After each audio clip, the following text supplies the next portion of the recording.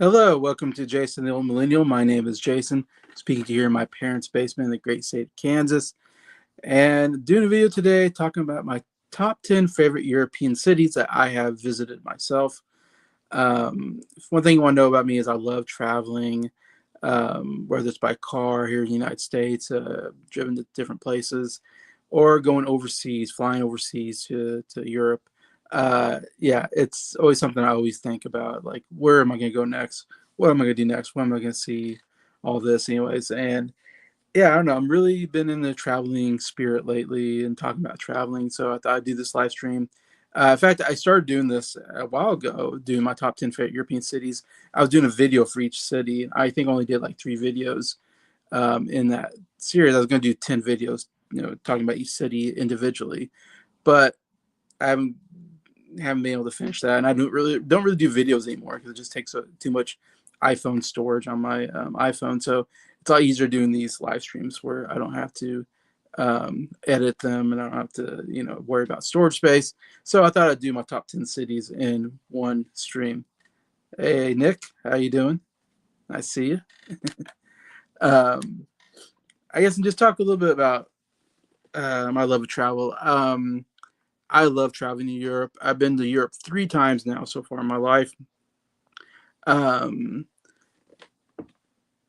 yeah, and I just absolutely love this. Just to me, like a magical place with, you know, so much history. I love history, so I love the historical places of Europe, and that they're like way older than the United States. They're hundreds, thousands of years old. A lot of stuff there. It's absolutely incredible. I love going to castles and cathedrals. These amazing, huge cathedrals with stained glass windows and all kinds of historical stuff, tombs, and uh, all the stuff, royalty stuff. Because we don't have royalty here in the United States. Of course, we had no kings and queens. So I don't know, something cool about going to Europe and thinking about the medieval times and all these royalties that lived in history there and historical figures and that lived there, and also just the way European cities look is just so much different than cities in the United States. You got old cobblestone streets. Every city has a town square. This huge, I love huge town squares with like a big statue in the middle or a big fountain in the middle, or just I love going through alleyways with shops and uh, stuff in Europe that you wouldn't see in the United States, and going through those is so much fun. I love places that have like still medieval architecture that's still around. All this stuff. The architecture is so cool. I love the different architectures, the Gothic, neo-Gothic architecture. I love Baroque. All these different stuff that I don't see as much here in the United States because we're so much more modern because we haven't been around as long. So I think that's so cool, and I don't know, it's just something. Like I said, it's like a fairy tale world to me when I go to Europe and see these different places. Yeah, always think about going back to Europe. In fact, the reason why I'm doing this video is because I'm actually planning a trip back to Europe next year in September is what I'm hoping for right now. Uh, I finally have saved enough money. I think I could afford a trip. And the place I'm going, I want to go next year. Let me find my book. Uh, England. That is my hope for next year, my plan right now. And that's why I bought this book. I've been reading through it lately. And yeah, take a trip back to England. And a lot of that's because I've made so many friends in England. Mike from Did You See That? Adam from What the Gym, Ryan Swales from Not Your Normal Geek, Elliot from I Am Reviews, and a lot of other people. But I do really want to see, and I'm planning on seeing some of my friends there. It's kind of the main reason why I really want to go back to England, spend some time with the friends I've made there, and also see some other places. I've been to England one time, 2015 is the last place. No, not the last time, but only time I've been on my own in Europe is 2015, 10 years ago. Which crazy, it's been 10 years. I can't believe it's been that long, but I did go to London. I spent 4 days in London, so my only trip was in London. I didn't see any other place in England, but London's such a obviously big destination that you can spend a long time in London and see so many great stuff. And so yeah, so that was great. That was definitely a big bucket list for me to see London, get to see where the Beatles, Abbey Road Studios and Abbey Road's, the walk across that was definitely one of the most amazing things. Yeah, and just seeing so many historic castles and stuff, cathedrals, whatever you want to say, there is so awesome. Maybe not castles, but cathedrals and museums and stuff. Was such a blast. Anyway, so now 10 years later, I'm planning on going back to England. So that's something you'll hear me talk about maybe on my channel is when I finally get to go back. I want to see more of Northern England area. York is one place I really want to see. I didn't get to see last time. It has a real cool medieval town. And then I want to spend some time in like the Durham, Newcastle area, see some of my friends there, and then also go to Liverpool, which, I mean, come on, as a Beatles fan, London's a great place to go if you're a Beatles fan, but I feel like I really want to see Liverpool and complete my Beatle fandomness. I've been to the two like major places for Beatle fans anyway, so that's my plan for next year. So I've been really kind of starting to plan my trip here, and that's why I'm kind of on the mindset of talking about travel. I think Nick's talking about baseball on here. Let's see, Otani and Judge got MVP again. At this point, it's easy money betting on those two to get MVP in their respective leagues. Uh, uh, okay, yeah. So Otani for the Dodgers and Judge. So Otani for the National League and Judge for the American League for the Yankees. Yeah, two incredible home run hitters. Otani's just on fire lately. Dodgers are on fire. Let's see.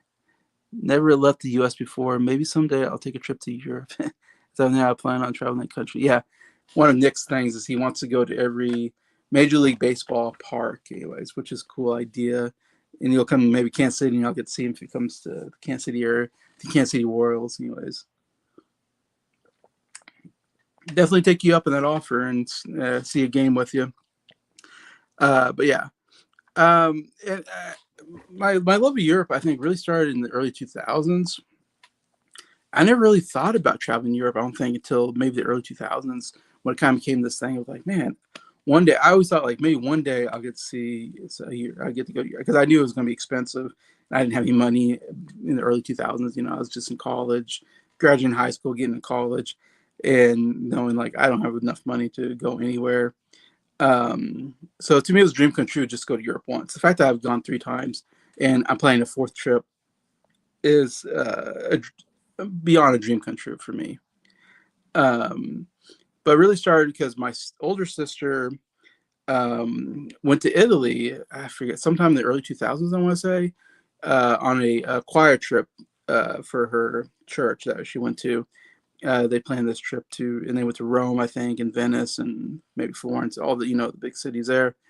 And so my sister went to Europe, and when she came back and we saw, a slideshow of all the pictures she took, I just immediately fell in love with Europe, seeing all the cool architectures, the statues, um, all the fountains and stuff like that. And yeah, I don't know, something about it. I was just like, man, I really want to go to Europe someday. I remember thinking, gosh, that would be my dream.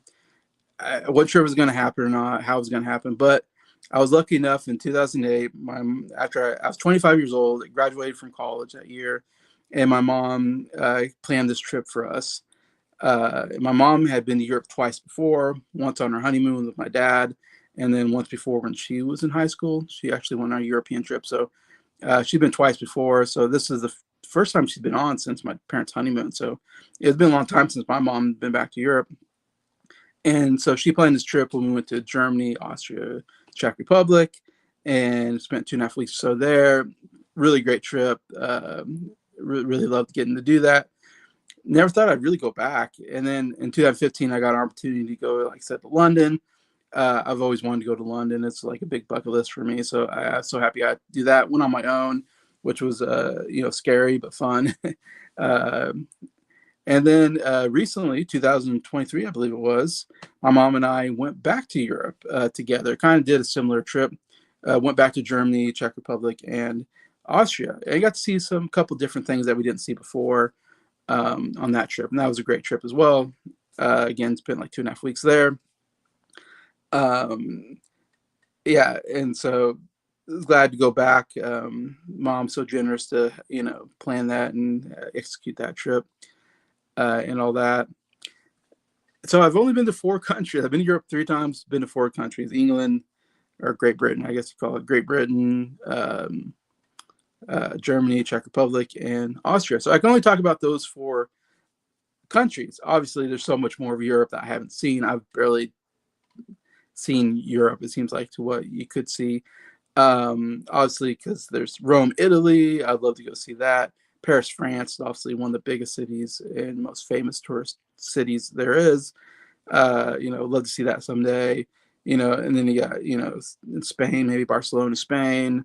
You got Greece, Athens or whatever in Greece, Amsterdam, Switzerland, a lot of cool places still would love to explore. Ireland, love to go see Ireland.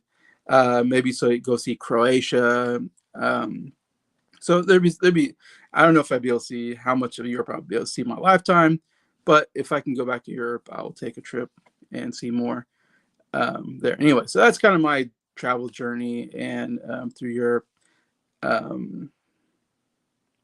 Yeah, definitely have to go see the worlds together. Anyway, so I can just talk about, but I've seen a lot of cities there and some pretty cool things I want to talk about and recommend to anybody who is even thinking about traveling to Europe. I can give you some ideas and tidbits on what to do. First off, one thing you have to do if you ever want to travel to Europe, you have to buy guidebooks from Rick Steves. Rick Steves guidebooks are the best guidebooks I've ever read. I've read a couple different guidebooks. There's Lonely Planet does a lot of guidebooks, and they're okay.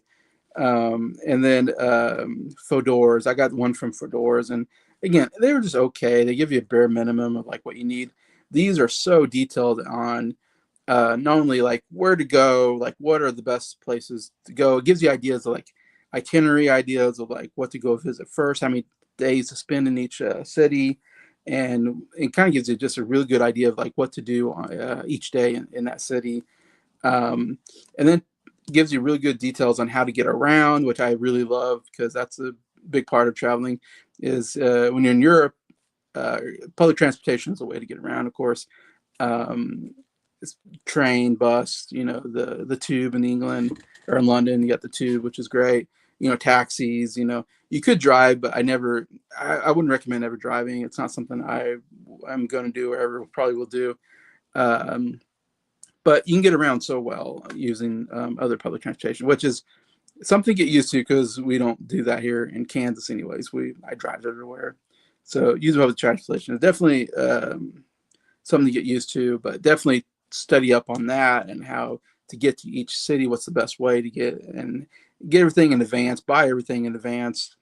So when you're ready when you get there, even museum tickets you can buy in advance and all that. So this gives you really good ideas on how to get all that done.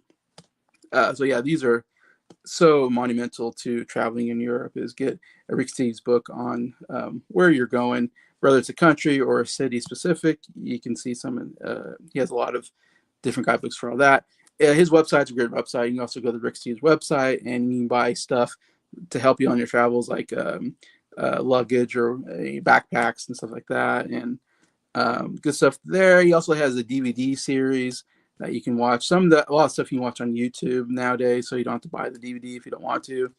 But they're fun to watch as well. So yeah, Rick Steves guidebooks, the biggest tool that you have to travel, I think, in Europe, in my opinion. Like I got this one from England. I have one from England back, and you always want to get a new guidebook. When you travel, buy a new guidebook because it'll be up to date.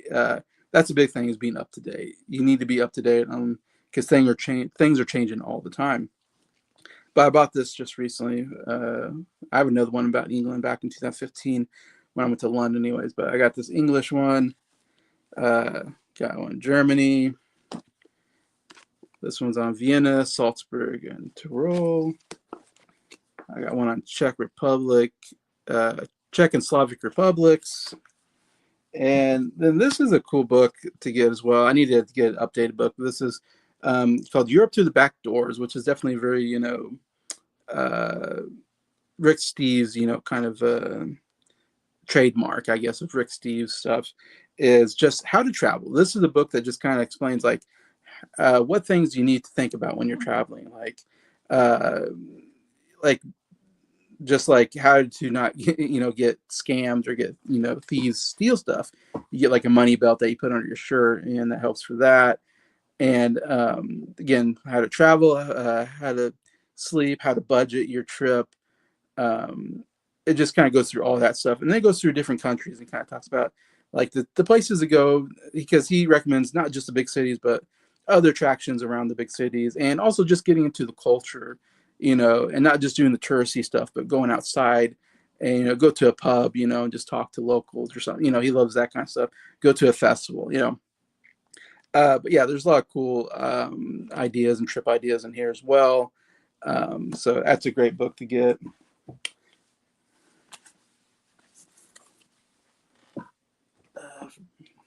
Anyway, so but yeah, I'm trying to think what else I want to say about travel, except pack light. I always just get one.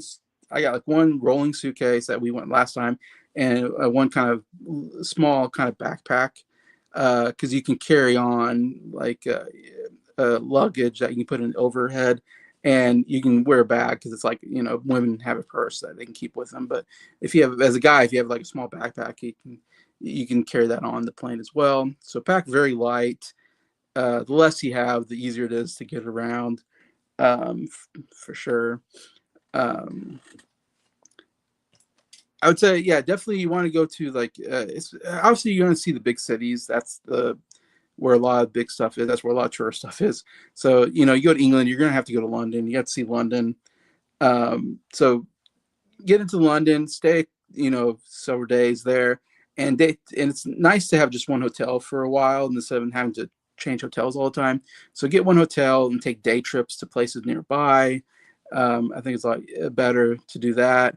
And then, of course, travel by train to other cities, obviously, and stay a couple days in each city because you have some time to get over the travel part, and then you want a whole day of just seeing a city. Like I said, I love walking around cities, but also love seeing like the big cathedrals and castles and museums and stuff like that. That's what I love about European travel. I love walks. Usually, a city has tours. I love going on tours, but I love hearing about the history of each place. And kind of thinking about what was it like living during this time period. That's the fun of it. And so I love good walking tours. Usually, a 1-2 hour walking tour. So I love doing that. Hop on, hop off buses are amazing, especially in London. I'll talk about that when I talk about London, but that's the only time I've done it. But man, I love hop off buses, and they have them in like every major city has one where you just buy a ticket for a whole day. You get on a bus, it takes you to all the big sites. You can get off, see the site, and then get on another bus that comes by.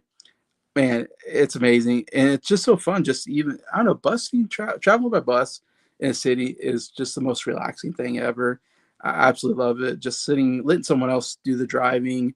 You just sit back, relax, get the sights, and usually they have a tour guide that's talking about it. It's so fun. It's one of my favorite things. But um, yeah, there's a lot of my mom and I have been on a lot of like bus tours where, yeah, like I said, we'll get on a bus and they'll take us to places outside the city, and we've seen a lot of cool things doing that. And then you come back to your home city, where your hotel is. Could be a real blast as well. Anyway, so that's just some ideas, recommendations I guess I have for traveling Europe, and I recommend it. You need to travel to Europe, in my opinion. It is so fun, and I don't think you won't regret it, and it just provides so many stories for the rest of your life where you remember like, oh, I remember that one time we got stuck and we couldn't find a cab, and you have all kinds of crazy stories like that. Or we we missed the train, and we had, I don't know. I mean, those are stressful stories, but yet when you come back home, you can talk about it with people and go, because I have so many stories like that where I tell people like, oh man, I remember I was in this city and we were lost or something or whatever, and someone helped us out, and anyways, or we couldn't find, our hotel wasn't where we were supposed to be, and so we had to find a new hotel. Um, or yeah, it was all, or we arrived late and there was no cab drivers, and we had to figure out how to get to point A to point B because it was late at night. We got off the train. We had to find out how to get a cab. I mean, traveling, it provides so many fun stories to talk about for the rest of your life, and so many great memories and moments that you'll always remember. I think traveling and seeing all these cool places and getting to tell your friends and families, and look at them in awe, like wow, like you feel kind of cool. That's kind of part of the fun of travel. But you only have one life to live. You don't know how long you'll be here on Earth, man. I just say, especially when you're young, man, save some money, go travel, get to see the world. Like I said, you won't regret it. It'll be a highlight of your life, in my opinion.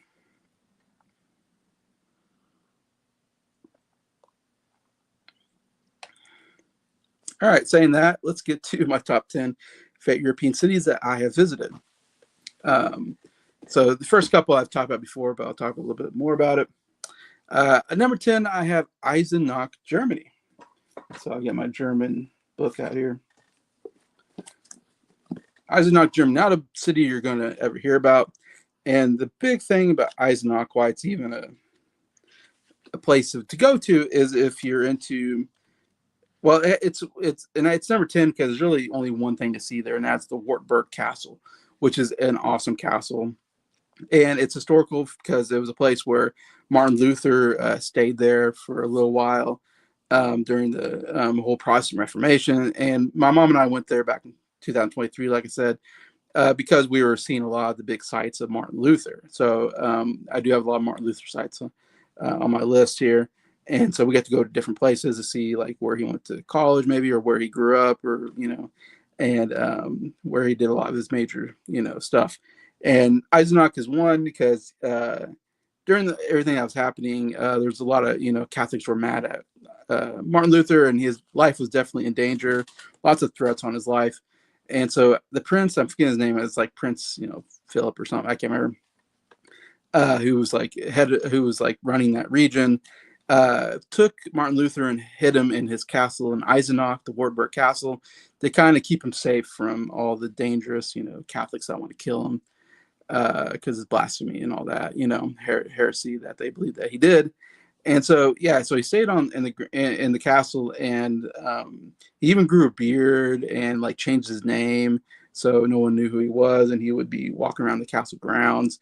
And there's a room there. You can see the room where he stayed at there, and he also, while he was there, he translated, I believe, the New Testament from Latin to German, which was a big deal because everything was in Latin, so nobody could read the Bible. So he translated into German so Germans could read the New Testament. So that's kind of a cool historical fact there. So it's a great place if you really are interested in history of Martin Luther, who's definitely one of the most famous people, I mean, in history. And even if you're not religious, it's a very important historical figure. The whole Protestant Reformation and all that. I'm trying to find if I can find it here. But here's a picture of Wartburg Castle right there. It is such a cool looking castle. I mean, just I love when you get into Wartburg. And Wartburg, you don't have to spend, like, we spent the night in Erfurt, Germany, which is kind of close by to Eisenach.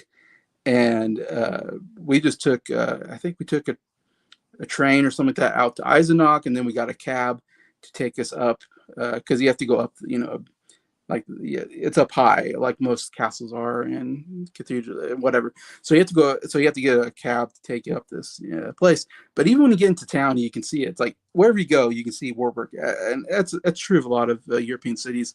Is the big castles are up high, because they're easier to defend. They're harder to attack if they're up high. So you have to get someone to drive you. So it's quite a drive to drive up these I don't know if we want to call them big hills or mountains or whatever to get to these castles. But it's so cool just looking when you get into town and just looking and you go, wow, look at that castle up there. I mean, again, you don't see that in the United States. You don't go into Kansas and see a castle, up high in Wichita or Kansas City. It's just something so cool and it's so special, I think, when you get there. But anyways, but yeah, and the castle itself is really cool kind of castle that you get to tour. Yeah, I said this is number 10 only because it's not really worth staying probably in Eisenach, but I put it on here because it is a cool visit just to visit the Warburg Castle. Again, it's just like spend one day there is all you need. And you get a good view of the whole city. You get a really cool view of everything. It's one of the cool things. And you get a tour of the castle. It's kind of what you do there anyways. And you have a tour guide. They have a German tour guide. They have like one English tour. So yeah, if you speak English, you have to get there for the English tour. And even then, the person doing it has a heavy German accent. My mom and I kind of commented like we can barely understand what she's saying because she's German. She learned English, and English isn't the best, but that's how it is when you're going to a different country with a different language. But still, it's a really cool visit. You get to see all these cool rooms that kind of remind you of medieval, or not medieval, but the time period of Martin Luther, which is like 500 some years ago. So you see a lot of old, architecture from that time and paintings, really cool paintings and furniture and all this. There's one cool room where the whole room is tiled and it's painted. It's all tiled and painted, and it's amazing. It's my favorite room in the castle. Anyways, but yeah, that's the main thing there in Eisenach. So not a lot to say there, but still, I put it on my list just because I'm doing a top 10, so I had to put something there. Hey, Mike, there's my friend Mike, who I hope to visit next year and get to see some more English sites with him. Anyway, so yeah, that's number 10, Eisenach in Germany. Number 9, I'm going to go back to Germany, kind of a similar reason why this is at number 9. I still think it's a really cool visit, and that is Hohenschwangau, Germany, which again, you might be like, what, Hohenschwangau? Hard thing to say. But the reason to go is because of the Neuschwanstein Castle. Hands down, the best castle I've ever visited. Again, this has come from someone who loves castles. I try to visit as many castles and cathedrals as I can when I'm in Europe. And if you like that kind of thing, man, you have to see it. I'm trying to see if I can find a picture here. Well, actually, here's a picture right here. That's the castle, Neuschwanstein Castle, right there. It's one of the top places to see. That's why it's on the cover here of this German guidebook. Look how beautiful that is. You got the Alp Mountains in the back, kind of all these trees. It's called the Disney Castle because the castle that you see, at Disneyland, and the castle that you see at the beginning of every Disney movie, you see the picture of that castle, is based off of the Neuschwanstein Castle here in Germany. That's what they designed anyways. But yeah, you just look at it. It's just a cool looking castle. The guy who built it, there's another castle you can't see there called the Hohenschwangau Castle, which if you want to know, of course, Neuschwanstein means New Swan Castle. And there used to be called the Swan Knights that lived there in that area. And the Hohenschwangau Castle was the castle of the Swan Knights. That's why it's called Hohenschwangau. And so that's kind of where they got the name. And there's swans there. I did see some swans, which is really cool. I love seeing swans. But the prince who lived there, let's see if I can find some more information. He grew up in Hohenschwangau, and when his father died, he became king. His real dream was to build castles. He wanted to build a fairy tale castle, and that's what Neuschwanstein was kind of like his idea of a fairy tale castle that because close to Hohenschwangau. So when you go see both castles, and both castles are pretty cool. Neuschwanstein's a really cool castle. Hohenschwangau is a decent castle to see as well. Might as well see the old castle before you see kind of the new castle that they built. So he kind of dreamed about building this new castle close to his home, and that's what they did. They built the Neuschwanstein Castle. Of course, he took a lot of money to build that. Let's see. I don't know if I'll find it, but as you see, you saw the picture on the front here. That's about all you need to know. But I can't remember the exact history of it, but so the guy he made the castle, and he lived in it for maybe a month, and then he died. So the castle is barely lived in, and it basically immediately became just a tourist place for other people to go visit, and it was never lived in by royalty really. So the kind of interesting history behind that. But yeah, definitely you have to buy a ticket in advance for a certain time. So you have to be there at the time that your ticket says, and you want to do that so you don't have to. If you go there to get a ticket, you're going to sit in a long line because it's a huge tourist place.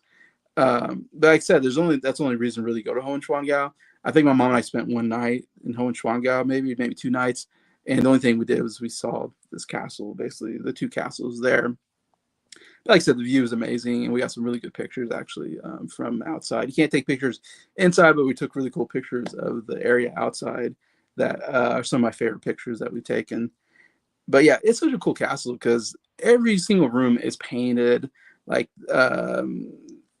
it's just a work of art. The whole castle, you get to see different rooms where people were lived in. You get to see a throne room. The throne room, like the I believe the floor is painted. And it's supposed to be, of course, a lot of it's religious at that time. The paintings, stuff like that, and so the floor is all like a tailing of Noah's Ark. And then you get the big like throne, at the end of the throne room. That's a pretty cool room. I remember we walked through a hallway, and on the side there's like plants growing on the side of the walls, and I was like, what is this? Like we're in Narnia or something? Like it's like we transported in a different, time or something. It just was so cool. All the art and architecture in the castle, it was absolutely amazing. So I would say you definitely need to spend a day, go on a tour, and see the Neuschwanstein Castle. I think is one of the coolest things I've ever seen on my time in Europe. So that's why I had to put Hohenschwangau at number 9 on my list. Number 7, we're gonna go back to Germany. There's a lot of Germany on here because I spent a lot of time in Germany. Um, but this place you actually have heard of, and that is Munich, Germany. Is number what is that? What, 8. Number 8 on my list is Munich. Let's see if there's a little bit of look of Munich there. Um, Munich is the kind of the if you look at Germany, there's basically you can split it into northern and southern Germany. Southern part is called Bavaria, and Bavaria is kind of the real pretty area, much prettier than northern Germany. So when we went to Munich in 2008, the first time I went to Europe, it was actually the last stop on our trip to Europe before we went back home. Um, is but Neuschwanstein or the Hohenschwangau is also in Bavaria. So you see the Alp Mountains are so beautiful in that area. So I recommend definitely southern Germany. It's so beautiful, just all the mountains and stuff like that. And there's the Rhine River, which I didn't do anything on the Rhine River, but I've heard that if you get on a boat in the Rhine River, it's like really beautiful. Like that would something that'd be awesome to go back and see that the Rhine River area. Anyways, but yeah, so Bavaria, the southern part, very very cool. And Munich is kind of the big city of the south of Germany. Like Berlin is the capital city, and it's the big city of northern Germany. But southern Germany is definitely like prettier than northern Germany. So if you take one trip to Germany, go to, like I said, Hohenschwangau, go see Munich, Germany, I think, and some places over there. Is really cool. But yeah, Munich, anyways, like I said, you've heard of Munich, it's a big city. We spent maybe 2 days there. I feel like we didn't spend a whole lot of time there, like you think in a big city. Um, I'd say a couple things to think about. One of the big things in Munich is probably known for is the Glockenspiel, which is on Marienplatz, uh, which has a lot of restaurants, a lot of stuff going on. The town square is kind of in that area. But the Glockenspiel, I don't know if you know the Glockenspiel, you've probably seen pictures of it. It's a big clock, and I don't know, each hour, like it rings, and then some puppets or whatever come out, do some stuff, and it goes back. Anyway, so it's kind of a cool thing to sit there and wait for it to get to whatever when it's does its thing. And so Glockenspiel is pretty cool architecture, pretty cool thing to see. Uh, that's one of the major things.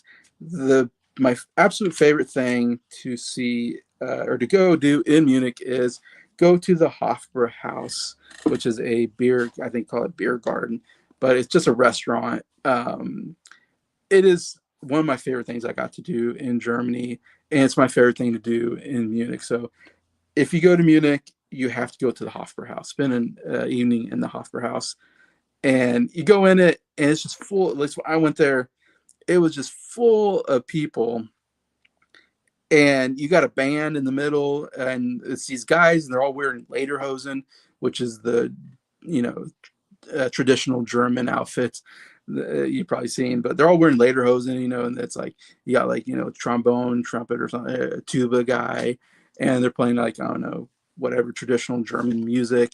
I love it. I love live music. I love eating with live music. It is so fun. So that was cool. All the waitresses are wearing dirndl dresses, the traditional German dresses, and they're all carrying loads of beer in their hand because you kind of go there to drink beer. But my mom and I went there and we, ordered a meal, and the beer only come in like these huge, liters, whatever you call them. Uh, I'm not a big beer drinker, so I don't have the lingo down, but they only have one size, and it's huge. It's like this huge size, and I'm not a beer drinker, so I was like, "Can I even finish this big beer?" Like and I did, and it's the only time I can seriously say I think I was drunk. I've never gotten drunk before, but it's the only time I can say I think I was drunk because I was having a hard time walking straight. I remember it was just, I was just feeling very dizzy. The world felt like it was spinning a little bit, and I felt a little giddy. I did feel like a little like it was easier to laugh and smile. So it was a blast, but it is so fun. I mean, of course, if you don't drink beer, if you don't want to do that kind of thing, but if you drink beer, it is amazing. You sit down. Like I remember, we went in and we're like, I don't know, we just found a spot somewhere and we found a waitress, and we told her what we wanted. And I don't know if we even saw a menu or anything. I think we just told her like what we wanted or something like that, and they brought it by. And I was sitting by to like my I don't know if to my left or whatever was a bunch of Chinese people visiting from China, and they're all getting drunk too, drinking their beers. And I was talking to them. They can speak English, and so I was talking to them. And I remember I was talking to them about the Beijing Olympics were coming up, and they're like, "Yes, come to Beijing, come to." I'm like, "Well, I'm not going to go to Beijing, but thanks for the invite." And we were, toasting. We're drinking and toasting and have. It was so fun. Oh my gosh, it was such a blast. Drinking beer with strangers and acting like your friends, and just the atmosphere. It's just the coolest atmosphere I've ever been in a restaurant. Cool vibe. Definitely a highlight for me personally.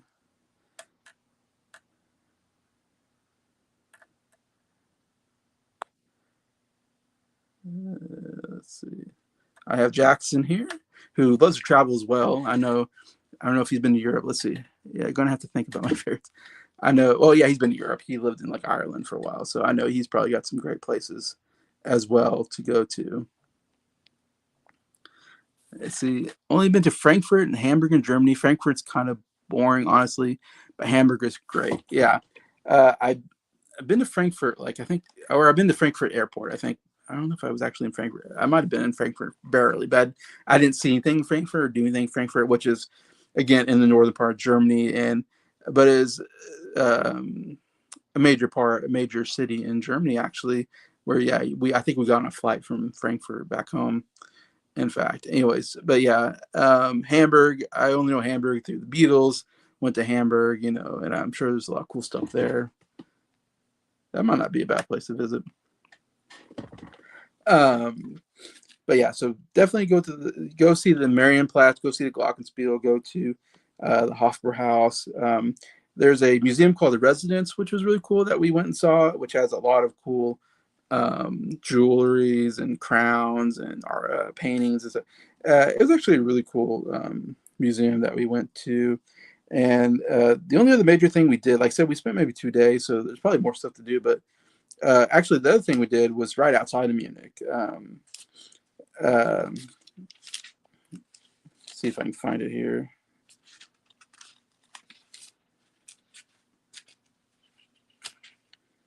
there's a palace that we took like a bus. Maybe yeah, we took, or maybe we took a taxi. I can't remember, but we went out to a palace right outside of Munich, not too far. Pretty easy to get to. That I think is also worth seeing. Trying to find the name of the palace here.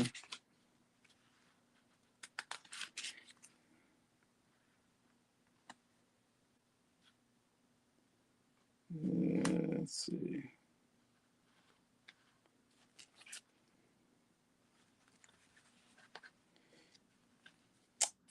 Sorry, I'm having trouble finding this place. Um, I was looking through here earlier and I saw it. Uh,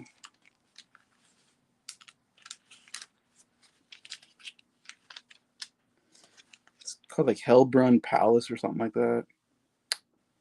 Uh, Anyways, it's a cool palace that's like right outside of Germany that you can get like a bus or I think we got a bus to it or something like that. Here's it, Nymphenburg Palace. That must be it. Yeah. Yeah, right outside of the city is Nymphenburg Palace. And the king, his name was Mad King Ludwig II, like I was talking about, that built the Neuschwanstein Castle. Uh, Anyway, but there's a palace there. I guess that was part of the royalty there. But yeah, it's a cool royal palace. It's got a lot of cool rooms with different, furniture and architecture and stuff. There's one like room which it was all like it was very Roman like, had a very Roman architecture, and there was like busts of different like Roman emperors in it, which was pretty cool. Oh, and they had a carriage collection, like royal carriages. I thought that was really cool, seeing the different carriages that royalty used back in the day. Yeah, they have that there as well. Anyways, yeah, it's overall a pretty cool, trip to go see that. Anyway, so that's the major stuff we saw in Munich. Overall, it was pretty cool. Not, again, it's kind of towards the bottom, not as good as some of the other big cities that I'm going to talk about, but one of the major things I remember I was there is that it just there's so many people. I remember barely being able to get anywhere because I felt like I was just shoulder to shoulder with people all over. And there's some kind of festival going on, and it must have been and there's like drag queens on the stage. I don't know what they're doing, but I was like, okay, we're at some kind of drag queen festival or something. So that was a little weird while we were there. So I don't know if it was just busier than normal, but man, it just felt like too crowded.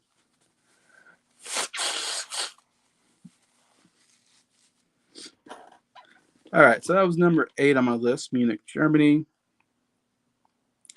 Let's see, number 7. I'm gonna go with again Germany. Again, a lot of Germany here.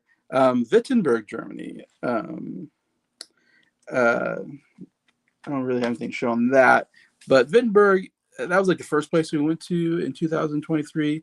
And again, the major reason is because of is a very historical for Martin Luther. You have the what's called the Castle Church, where he it's called something different now, but back in the day, I think it was called Castle Church, and that's where you have the Martin Luther um, nailed the 95 Thesis on the door there, uh, kind of kind of saying like all the problems he has with the Catholic Church and what they teach, and of course it was obviously a huge moment in history. Uh, the idea of breaking off from the Catholic Church and come up with this theology that maybe you're saved by grace and not by works. And the Catholic Church was teaching, you can also buy indulgences, which will get you because they Catholics believe in what's it called? Kind of an in between place of heaven and hell, and you can buy indulgences to get your family members to heaven. All these stuff that's not in the Bible that the church was making up, and is very corrupt. The Catholic Church, is of course very corrupt. And Martin Luther kind of was a Catholic monk, and he broke away, saying, actually, the Bible says we're actually saved by our faith and not by our good works, and that was just blasphemy to the Catholic Church. And that all started with in Wittenberg, with where he was teaching. He actually taught at a college there, teaching theology. He was a theology professor, and he lived there in Wittenberg with. He eventually got a nun, a wife. A nun became his wife, and they had kids there, and they lived there, there in Wittenberg. Let me see if I can find more about that. But it's a cool little. It's not very big. It's pretty easy to get around. It's kind of just a cool little city. Has a nice,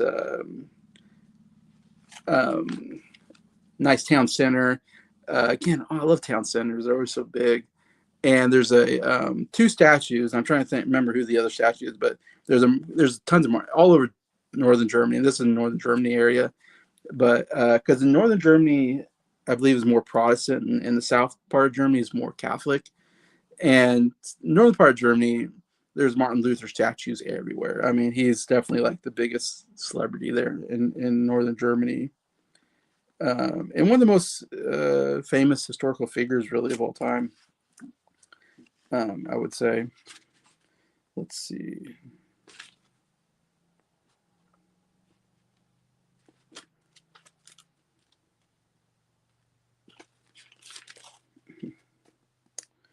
So yeah, I'm just on the Wittenberg chapter here.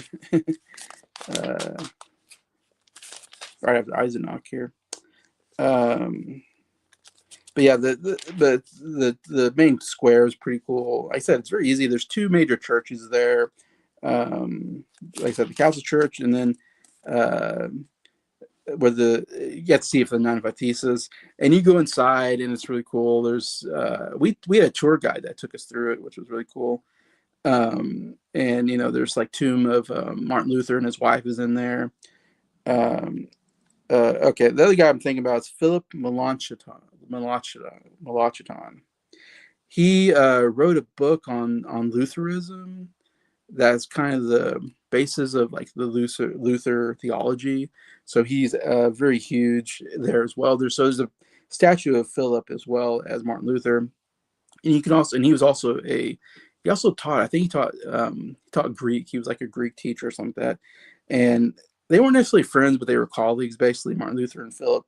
And you don't hear much about Philip as much as Gordon Martin Luther, but Philip was very huge in the Protestant Reformation as well. That's why there's a statue in the main square of him. And you can go, and some stuff to see, I guess I'm talking about.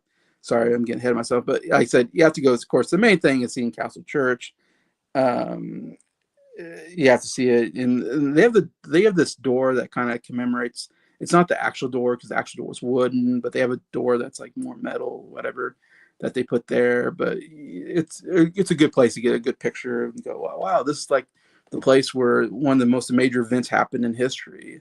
The Protestant Reformation started, which I'm a Protestant, so it's like very huge for me, the idea of breaking off the Catholic Church and all that. So obviously a very definitely place you have to go visit. Like I said, there's different stuff in that church that's really cool. And one of the coolest things I got to do with my mom is they have English kind of services there that you can go to, and they have somebody from America. It's really cool. They have some kind of I don't know, group that they send an American preacher to spend like a couple weeks or whatever, a month in Wittenberg, Germany, and they do. I don't know if they do it every day or they do these for anybody that's English speaking. They do like a little service. It's more of a small group. Like there's only like maybe 6 of us that were there, my mom and I, and like maybe 4 other people. And there's a couple that was from like, I forget where they're from. They're from Oklahoma, I think. It was this like couple from Oklahoma was doing, got to do these. Anyway, so it's so cool to do a church service in like the most famous church in America, the church that Martin Luther, changed history. And we got to sing My Mighty Fortress, which was written by Martin Luther. So, I mean, come on, one of the coolest moments is getting to sing a song written by Martin Luther in the church that Martin Luther made famous. That was, to me, again, if you're not religious, maybe there's none of this you care about. Still, it's significant historically, and I think it's worth going to. Of course, again, if you don't go to church, you would be like, I don't want to go to church service. But still, I thought that was really cool. But yeah, they have the tombs of Martin Luther, and I think the tombs of Philip Melanchthon as well. They're at there. There's also the St. Mary Church, where Martin Luther preached a lot at. Actually, I think it was the church he preached at more than even Catholic Church. So you can go there and get I think it's pay a little bit money to go inside and see around. Not a lot to see, but still kind of cool to visit. There's some the altar area is always really cool in Catholic churches.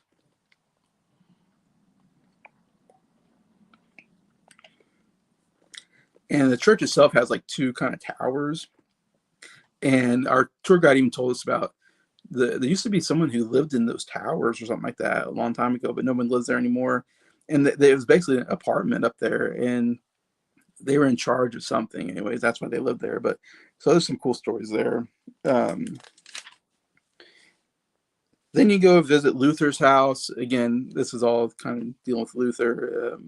If you like religious history, this is very cool. But yeah, you go visit. It's kind of museum now. You get to visit where Luther lived with his wife, and you also visit Philip and where he lived with his wife. And they would teach they would tell you like here's a table where Martin Luther would discuss theology, or outside in the garden is where Philip would teach classes. And it's kind of interesting because like I said, when this all blew up, Martin Luther became very famous actually at the time. And so everybody wanted to go be taught by Martin Luther. I mean, he's the most famous theologian at that time. And so many people wanted to go. And so what Martin Luther and Philip became really famous as well. And so what they would do is they would teach you, and you would live in the house. So they would live at Martin Luther's house, the students, and they would pay rent. And that's how Martin Luther made money. Was students would come pay the rent money for the house, and they would do that. So then, when they completed the class and they, went to get a job, they can put on their resume, I was taught by Martin Luther, and that would be a huge, deal when they're going to a job interview and I have on their resume, they are taught by Martin Luther at that time. So that was the whole thing, just to get that, get Martin Luther on your resume basically. And all he had to do was pay rent to stay at his place. Anyway, so I thought that was cool history there, but definitely I would go visit. Again, you can spend about 2 days there. Like I said, you have to visit Castle Church and St. Mary's, and just walking around though is really cool. It doesn't take much to walk around the city, and then visit the two houses slash museums is a must anyway. So yeah, it's not one of the major places you think of in Germany, but I think it's worth a day or two visit. Just it's a cool little town. I say town, it's a cool little city in Germany, anyways, with a lot of cool history behind it, in my opinion. Let's see. I think Jackson has some more places. Let's see what he has. I'd say my top 5 cities in Europe are probably Amsterdam, Budapest. I don't know that one. I can't see too good. Tallinn, I think, Barcelona, and Salzburg. Okay, so I've been to one place, Salzburg, which is on my list. So I do know Salzburg, of course. So you've been to Barcelona, Spain. Cool. That looks like a cool place. I wouldn't mind visiting Barcelona, Budapest. Yeah. And I would love to visit Budapest in Hungary. It looks like a cool place. Amsterdam, yeah, another really cool looking place. It's got a lot of kind of like Venice. It has like those canals, I think. I've heard a lot of cool stuff about Amsterdam. The other place I don't know, though, I'm not familiar with. Let's see. Dublin and Edinburgh are also great. I love London, but it takes some getting used to if you're never been. It's just so big and fast moving. Yeah, it's a really big city, London. Yeah, Edinburgh, Dublin would be cool. I'd love to visit those places as well. I don't know. It's hard to go everywhere in Europe. You just have to kind of. Um, it's like, man, you spend 2 weeks and only see a couple cities sometimes. It's just because of all the travel time it takes to get from city to city and all that. Let's see. It's the capital of Estonia. Very cool, medieval looking city. Nice mix of Nordic and Slavic culture. Okay, Estonia. So that's kind of Eastern Europe. Uh, Very cool. Uh, yeah. So you've been there. Of course, you lived there, I guess, in Europe for a little bit. So you know more about all that, but that than I do, Jackson. A lot of cool places there that I haven't got to see. again, man, I'd love to go see more of Europe. It just costs money and takes time. We'll see what the future lies, but definitely excited to go back and see England again. Anyway, so yeah, that's Wittenberg, Germany. Number 7 on my list, I believe I'm at. Number 6 on my list. Okay, I got a book kind of on this because this is Český Krumlov, Czech Republic. So now we're getting to the Czech Republic, which I haven't been to that many different cities, a couple different cities there, but this was one of the cool cities that I got to visit last time in 2023. Again, it's a city you've never heard of, probably. I didn't hear about it. My mom kind of found out about it and like made this. We spent maybe 3 days there, Český Krumlov. But if you can see, it's like a really cool looking city. There's a river that goes around the city. There's a cool castle there that you can visit. Yeah, it's got kind of, I'd say it started as kind of medieval, I think, town, but it looks more Italian Renaissance. It has kind of like this Italian Renaissance look to it, I think, which is really cool. Anyways, but yeah, really cool. Kind of again, it's nice to see some of these. You got the big cities that you're probably anytime you see a guidebook or you talk about, you talk about the big cities that you've heard of, but it's cool when you discover a smaller city like Český Krumlov that isn't as talked about on guidebooks or talked about, in traveling, and get to visit these places and just kind of go, wow, what a cool kind of city. Cool stuff you can do there. The big thing, we went there and they have free walking tours, but you give them like at the end of the tour, you give them a tip or whatever. So you give them some money, but they have these city free walking tours that actually were really good. Like the guy that did it, I thought was excellent. He was funny. A lot of cool history there. Really good sites. I can show you some pictures of Český Krumlov there.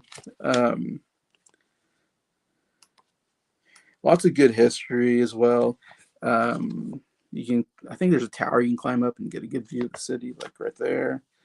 But yeah, he did like a walking tour and got through a lot of cool places. Really loved that walking tour and get to see it. And like at the very end, there's some really good places that you can see, some really good sights, really beautiful area. That's a pretty good view of the. I bought this in Český Krumlov. Last time I was there, I bought a couple of these books that I would find. These are cool. They're very thin, but they kind of explain everything you want to know about that city. So it's a cool, souvenir to come back home and I can look through this and remember the stuff I saw and the history and all that. Well, there's a really good picture. You can see what's the name of the river? I have to remember the river because I have a funny story about the river that my mom and I went down. The Vltava, if I'm pronouncing it right.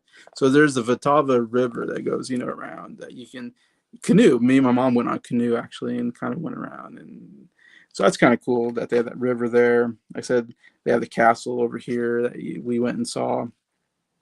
It's one of those things where, and there's like town square there. It's one of those things where once you kind of walk around, you kind of get your bearings of the place.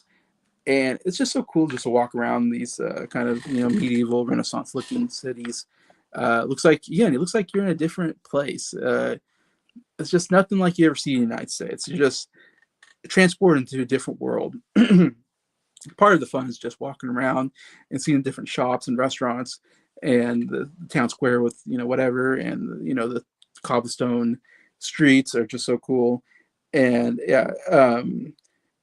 But definitely the thing to see, of course, is the castle. Yeah, you go up and there's like kind of a drawbridge thing you can go across, and I think they have like a bear pit, and they have bears in them that you can see like they used to use back in the day. To get across, you have to go through a bear pit or whatever. So you got kind of cool stuff like that. You get a tour, and you have a tour guide that goes through the place. And there's also you also can pay a little bit extra, and you see this what do you call it? Kind of an old theater. It's like the oldest. Let's see if I remember what it's called, but it's like an old theater, like old, very old, like Shakespearean style theater. which was really cool. And you have like a tour guide that kind of, you sit down and he talks about and you get to look at the stage, and like the stage is like very kind of long because they have different backgrounds that they can, like they have people underneath the stage like pulling, and you can go underneath the stage and see like how they did everything, and how like they had to pull like these ropes and stuff like that and change the background scenery going in and out, and then you'd see like how they did, like they have these instruments that you do that make it sound like thunder or wind, and and you get to see where they go to do their costume changes. I think it's still working. You still see like live theater there, and it's like one of two places that you can see like this old style theater, which I thought was really cool. So I would pay the extra to see something. There it is. Let's see, Baroque Castle Theater. So there's a picture of it there. Kind of see barely. I know. But you see, there's actors, there's a stage. Anyways, that's more of a painting. But anyways, it's like one of two Baroque theaters are still working today. So that was really cool. Anyways, but yeah, that's one thing to go see. Oh, there's the Castle Gardens, which is actually really cool. Really huge garden. Lots of cool things to see there. I'm trying to remember what else we watched. I know we saw some other things there, uh, but the view is so good. I just love the walking tour, seeing the views. Um, and then the thing that we did, I don't know if I can recommend it, but you can go to a place and you can we went on a tube actually, and you get a canoe or a tube, whatever, and you can what do you call it, paddle along this Vltava River, and you kind of start in one place. You have to get in a car, and they take you to the place, and then they give you the tube, and then you get on it, and then you go, and they kind of tell you, okay, this is where you start, and this is where you're going to get off, because you don't want to, there's a place where you have to get off, so you have to watch out for that. And I remember my mom and I did it, and I didn't know anything about paddling. It was kind of real scary and kind of stressful, because you have to go down these things like to get to the next area, and it's like you're on like a water ride or something like that. All of a sudden there's a big slide dip down, and there's like three of them we had to go down, and those were scary as heck, because all of a sudden you're going down, you're hitting the water, and like and one of them we turned backwards as we're going down. All of a sudden the tube like started turning. I'm like, what the heck's going on? Why is this thing turning sideways? It turned sideways, and then it turned all the way backwards, and I'm like going down this steep thing backwards, and I thought, oh, this is how I die. I'm gonna like hit the water, we're gonna fall out of this boat and drown or something. It was so scary. We didn't topple over. Somehow the boat, I thought it came very close. I mean, I could feel it toppling over. Somehow it kept upright, and we didn't topple over. And oh my gosh, it was one of the scariest moments of my life, where yeah, I was like, I'm gonna die now. But if you want kind of adventurous thing to do, yeah, go rent a tube or canoe and go down the Vltava River. uh, Especially if you know what you're doing. I'm sure it would be a blast. I guess there's a big church, St. Vitus Church there, as well to see. But yeah, it's just a cool little city to visit. Yeah, it's a lot of fun. I love seeing these like cool little medieval Renaissance type cities that are kind of off the beaten track somewhat. I mean, still a lot of tourism there, but not as much as in some of the big cities.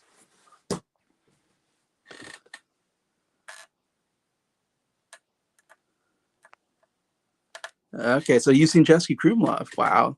So man, you have to tell me what all you've done, Jackson. I have to talk to you about travel sometime. Chesky Krumlov is awesome. Love the castle. Yeah, it's easy to walk around too. Yeah, the castle is kind of the major thing to see at Chesky Krumlov, I think.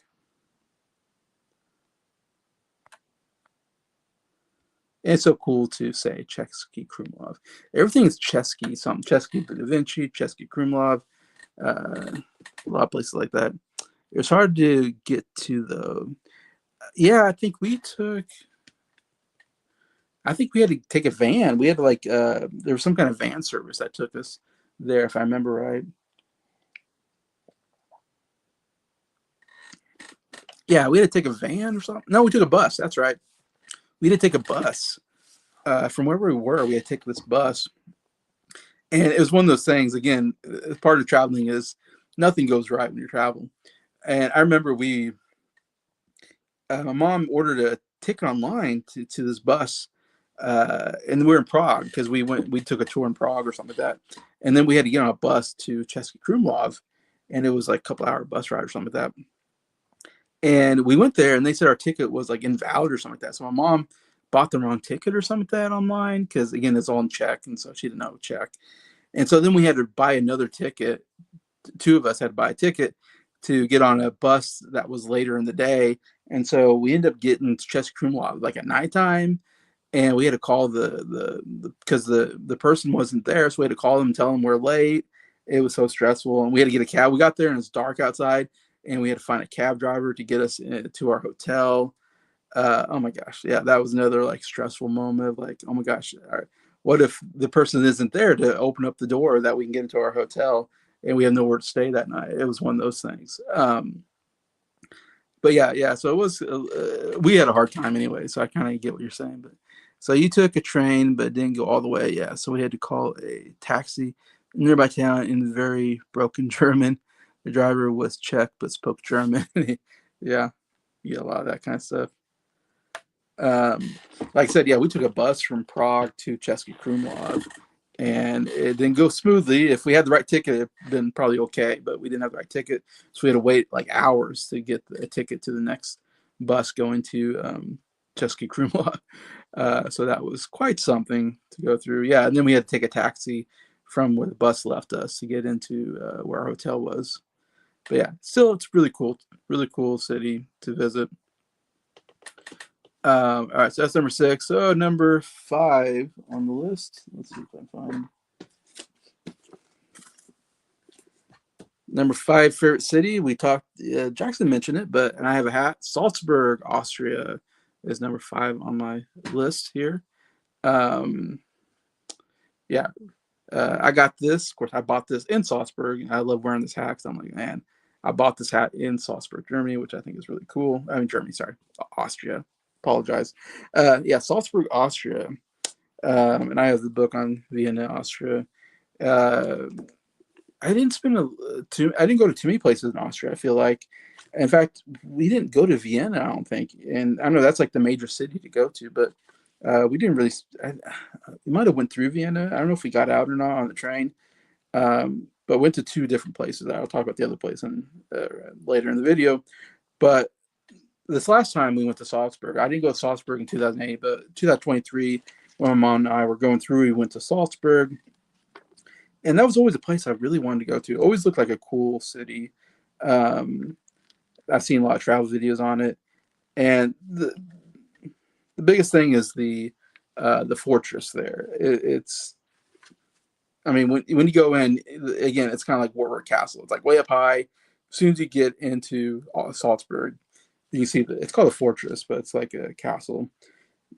But you see the fortress way up high. Let's see.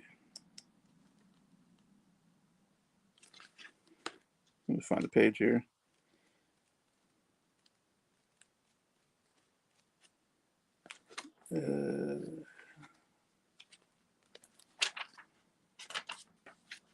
Oh no, it's not here. My mom must have ripped out the pages. My mom ripped out the pages when we traveled, so it's supposed to be there. But anyways, do I have another place for it?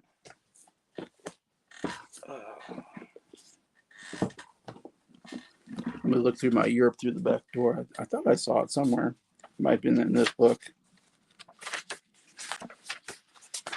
But yeah, it's a really cool city with a big fortress. One of the main reasons I want to go is see that big fortress. Also, it's just it has a lot of cool alleyways. It's like one of the coolest like places just to walk around. It's also the birthplace of Mozart, so you got a lot of Mozart stuff. I'm not a big Mozart guy, but still, it's like he's one of the most famous composers of all time. And they have a big statue of him in the town square. And he's all over the place. It's like definitely their big celebrity, the biggest celebrities from Salzburg. So you see a lot of his face everywhere. they have these little candy chocolate bars, and Jackson was talking about it on my channel actually when I interviewed him. Did my 20 questions. Yeah, they have these like little chocolate things, and the wrapper has the face of Mozart. Anyway, so like I said, and there's like two. There's his birthplace, which we did go visit, I think, and there's another home that he lived in that you can see as well. Again, not being the biggest Mozart guy, but still, it's like he's the big celebrity. You might as well go see where he lived and all that. So it's worth a visit, I guess, to see Mozart's place, even if you're not into that. Yeah.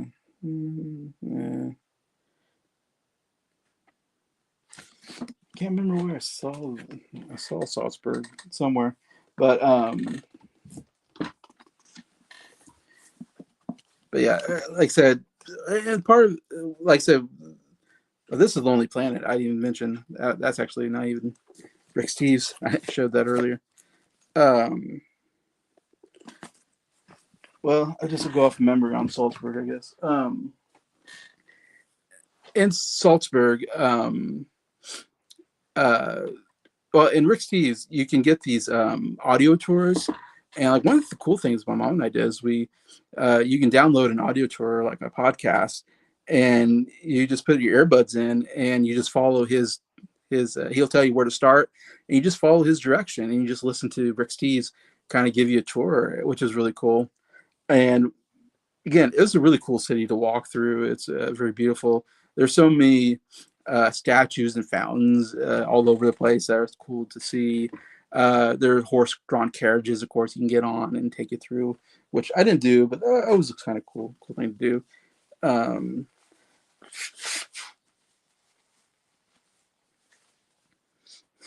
there's like one garden area, which again, one of the big places or reasons to go to Salzburg is to see where they shot Sound of Music.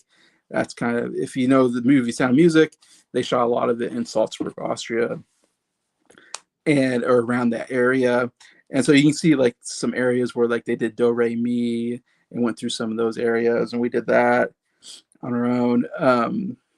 But yeah, it's there's a cool. Of course, there's a big cathedral there you can go see, or a couple. There might have been a couple, but there, of course, there's always the cool cathedral in these big cities that you can see, or major cities like this.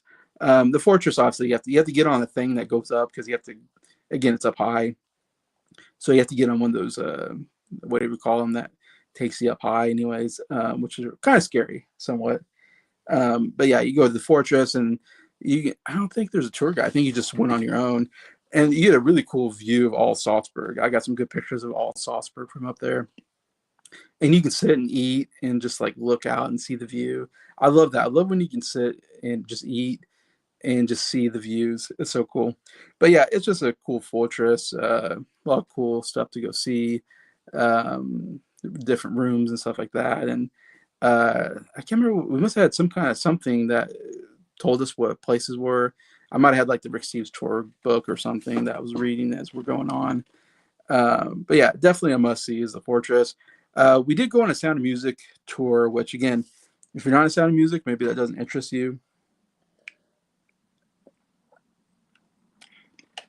I really liked it, and I'm not like the biggest Sound of Music fan, but I do like the movie. I've been watching it since I was a kid, and it's like one of my parents' favorite movies. Uh, and it's really cool now because I can watch the movie and go, I've been there, I've seen that place. So that was really cool. Like I saw where the gazebo is, and got pictures by the gazebo, which is really cool. Got to see where they had the wedding at the end of the movie. We got to go in there and see that place and walk around that area, which was cool. But you get on a bus and you have a tour guide, and you just, again, I love bus tours. I love being on a bus, just relaxing, just getting to see the sights and not have to stress out about travel. And the tour guide is really fun.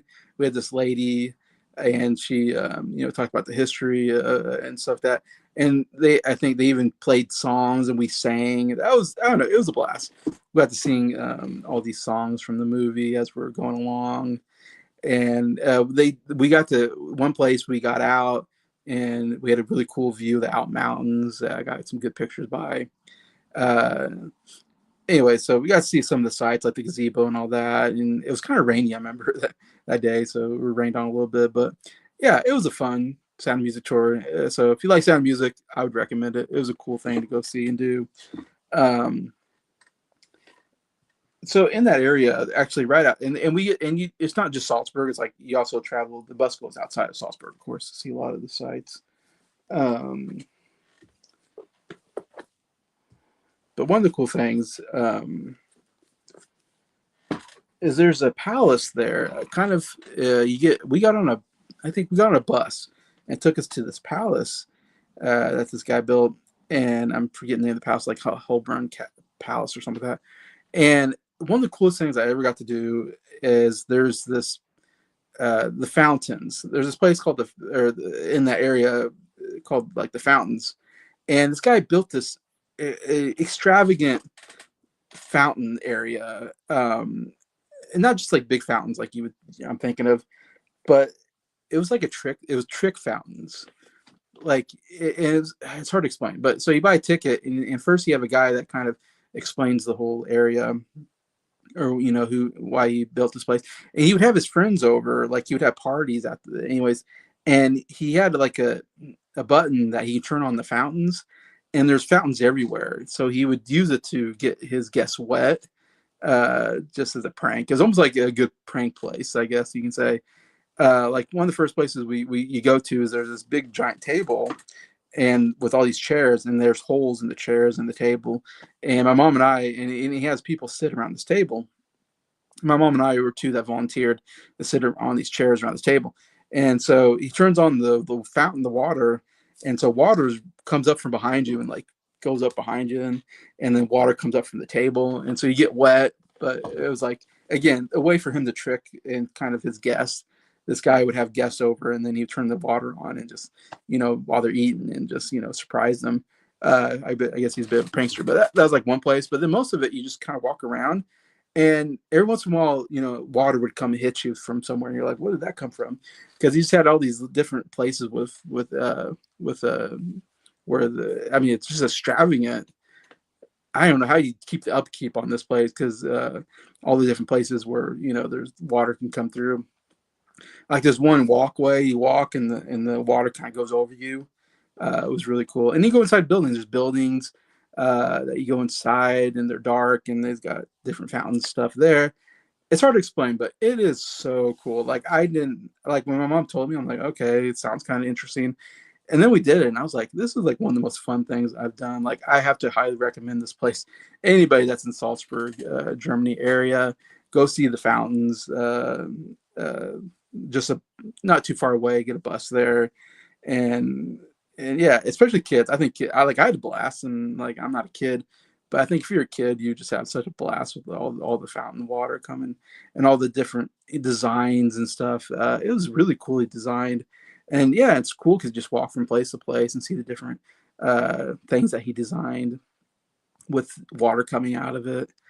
Yeah, I don't know. I hope I explained it well enough, but it's like you almost have to see it. Maybe look on YouTube or something. But it is a really awesome place, anyways. And so I kind of count that as part of Salzburg because it's like right outside of Salzburg, um, there anyway. So yeah, I guess those are the major things. Like I said, you can see Mozart where he lived. It's not like the coolest place I've seen, but it's like worth seeing. Like one of the major composers of all time, lived there. Like I said, his statues there. He's got a big statue there, and his face is everywhere. But yeah, and again, it's just cool walking around. It's just a really cool city to walk around. So yeah, I had a blast there at Salzburg. Got this hat and got some other stuff. And that was like the last place on our trip actually. Before I think we went back to Frankfurt, Germany, and got on a plane back home. But yeah, so number 5, I'm gonna list Salzburg, Austria. Number 4, we are going to Prague, Czech Republic. Here's a Czech Republic book here. I know I probably have a Rick Steves book somewhere on Czech Republic, but this is the Lonely Planet one. But yeah, Czech Republic, you have to go to Prague. Prague is definitely, it's obviously the major city, the capital. Of course, it used to be Czechoslovakia, and then at one point they split the country into two different countries. One, the Czech Republic, and the other part, Slovakia. But Czech Republic kind of got the best of the deal. They have the coolest Prague is the coolest, city in that area. Uh, Lots of stuff to do there. We actually spent like a week in Prague back in 2008. It was the first place I ever went to in Europe. When we went to Europe for the first time, the first place we went to was Prague. Like I said, we spent maybe 5 days in Prague. I mean, you spend a long time in Prague. Lots of cool stuff to see there. So it's on my list. Definitely a really cool place if you haven't thought about it. But Prague, Czech Republic. Um, it's just a cool it's just a cool looking city to walk around. The town square is one of the best town squares I've ever seen. It is huge. There's so much, shops and stuff surround, of course. It has a big statue of John Hus, which we don't know John Hus. He was basically like Martin Luther before Martin Luther, where he went up against the Catholic Church and he ended up getting burned to death. So his story didn't end up very happy, but he was kind of the forebearer of what Martin Luther would become, kind of breaking away from the theology of the Catholic Church. So there's a big John Hus statue, who's from Prague, I guess, in the middle of the square. That's a really cool square. And there's a lot of restaurants. We went to this restaurant, in fact, where you go kind of in the basement. And it was a cool looking restaurant. You kind of went into the basement, and it's just a really cool looking. We went there twice, actually. And the second night, we had like a live band and that played music, just instrumental music. And one of the songs they played was El Capasa, whatever, from The Bridge Over Troubled Waters, Simon Garfunkel, which was pretty cool. But yeah, anyways, so that was a cool experience there. But there's a lot of cool stuff. There's like a tin church is real cool. There's just really cool architecture all over the place. A lot of Baroque and Neo Gothic and stuff like that. A lot of cool like churches and stuff that you can go visit in the area. As last time, we even went to this wall that it was like called the John Lennon Wall, I think, or something like that. So I went and saw it, and it's just this big wall. People write on it, different things, peaceful things and all that. Um, we went to this one museum that had like a big library, I think, and had like a lot of cool artifacts and stuff in it. We saw, anyways. There's just so much stuff to do in Prague. I would say the best thing to do in Prague is go see the castle, the Prague Castle, and St. Vitus Cathedral. Probably the biggest highlight for me. It was one of the coolest cathedrals I've been to. It's a huge cathedral and just beautiful inside. Just so much beautiful stained glass windows. I think it was the first time I ever really seen a cathedral, and I was blown away the first time I remember going to see it. I've never seen a building this big and this beautiful. The architecture is awesome. It took them like forever to build. It's just amazing to see and go, wow, they actually built this thing. We don't have anything like this in the United States.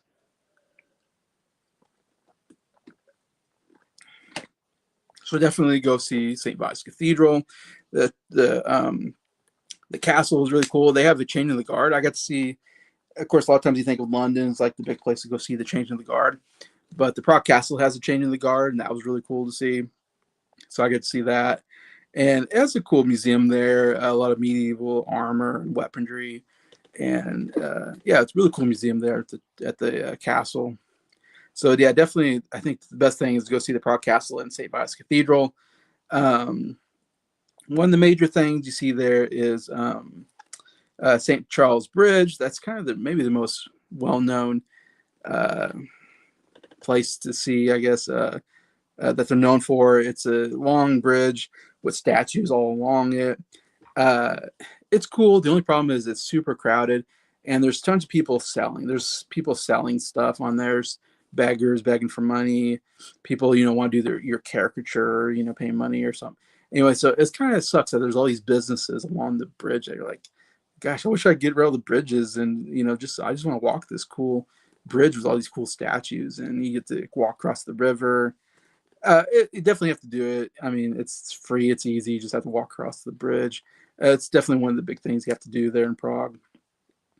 But yeah, those are some of the things I remember. Really cool stuff.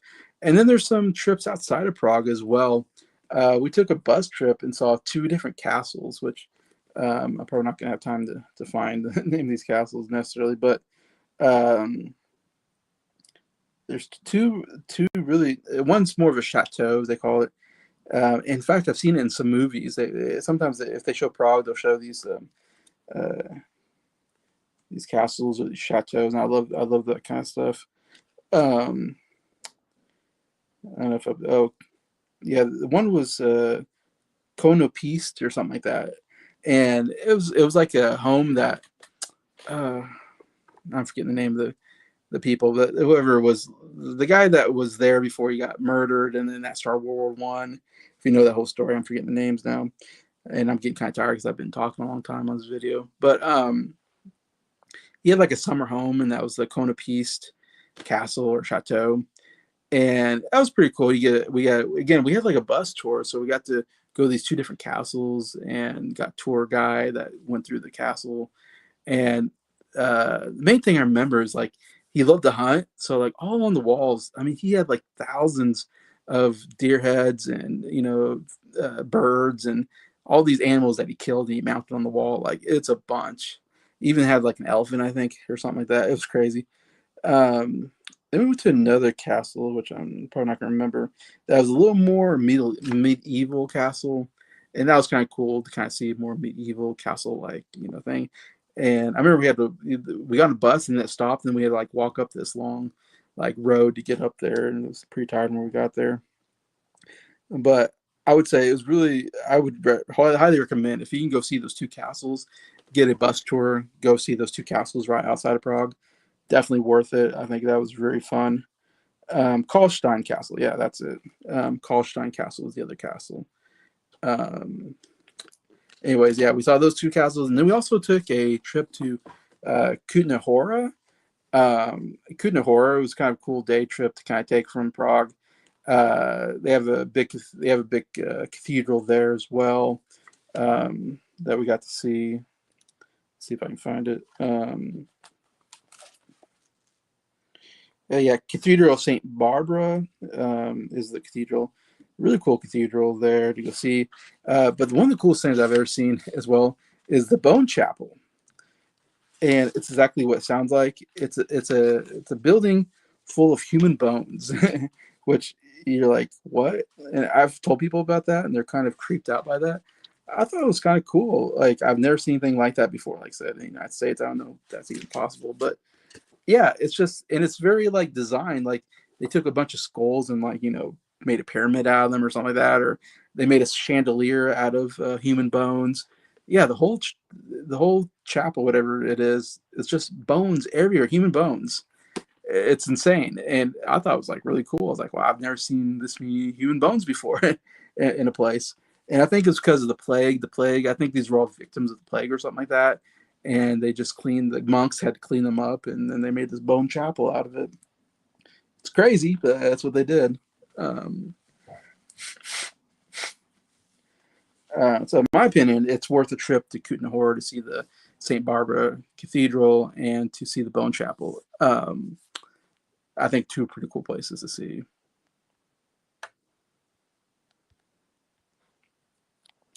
See, Prague is really cool too. We were a little tired when we were there because it was right at the end of our trip. Yeah, like I said, Prague is so much to see, and we went to Prague. We just did it one day in Prague this last time, 2023. It was the most tiring day I've ever had because we had a tour guide take us, and man, we walked everywhere, and I was exhausted by the end of that day. And that was right before we had to take the bus to Chesky Krumlov, and that was a whole stressful thing on its own, and we had trouble there as well. But so that was all kind of a really tough day for us. But I would say if you go to Prague, you definitely got to spend like 3 days at least, I think, to see everything that you want to see in Prague. And like I said, a couple of things outside of Prague that are uh, really cool things to see.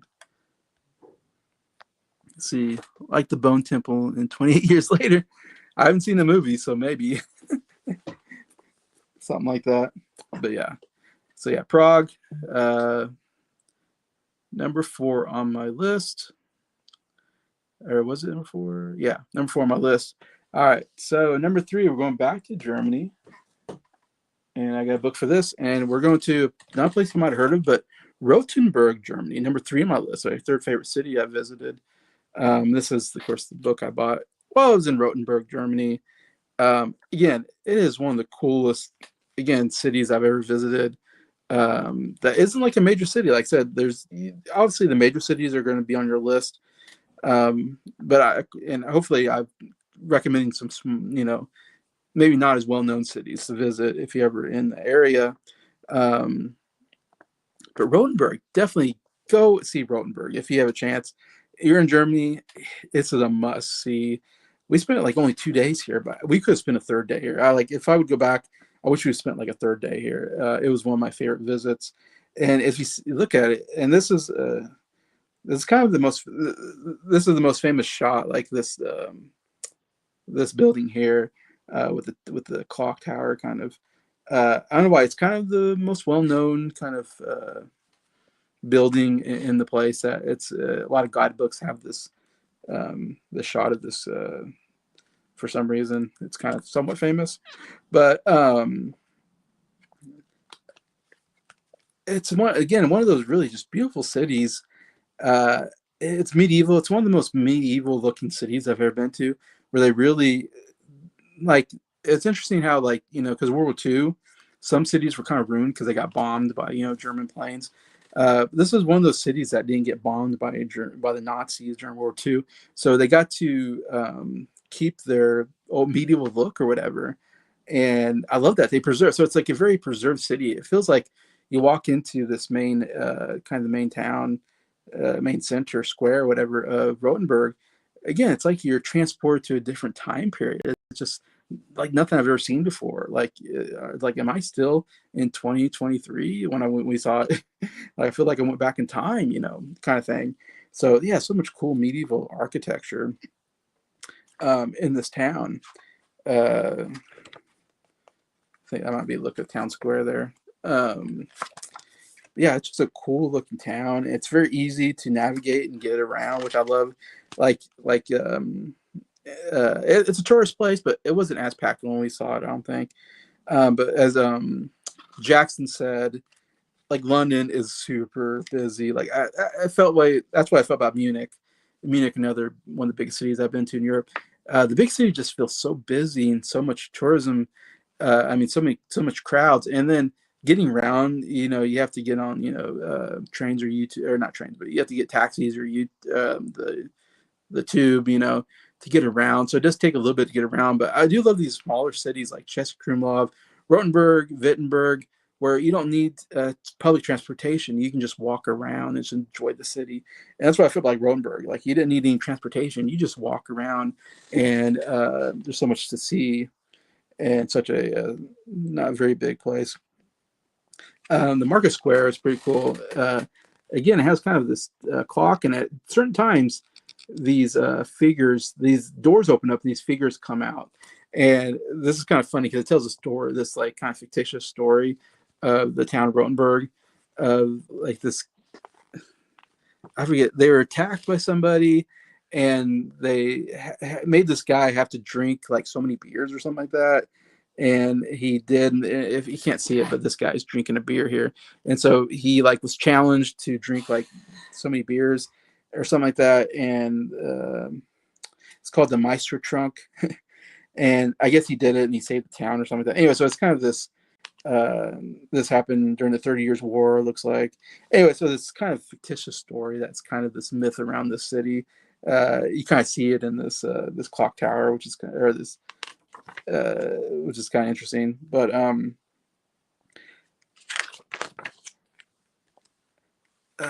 yeah, so I'm trying to think where to start with this city. Again, it's just a really great city to walk around. You get a walking tour and really get to see.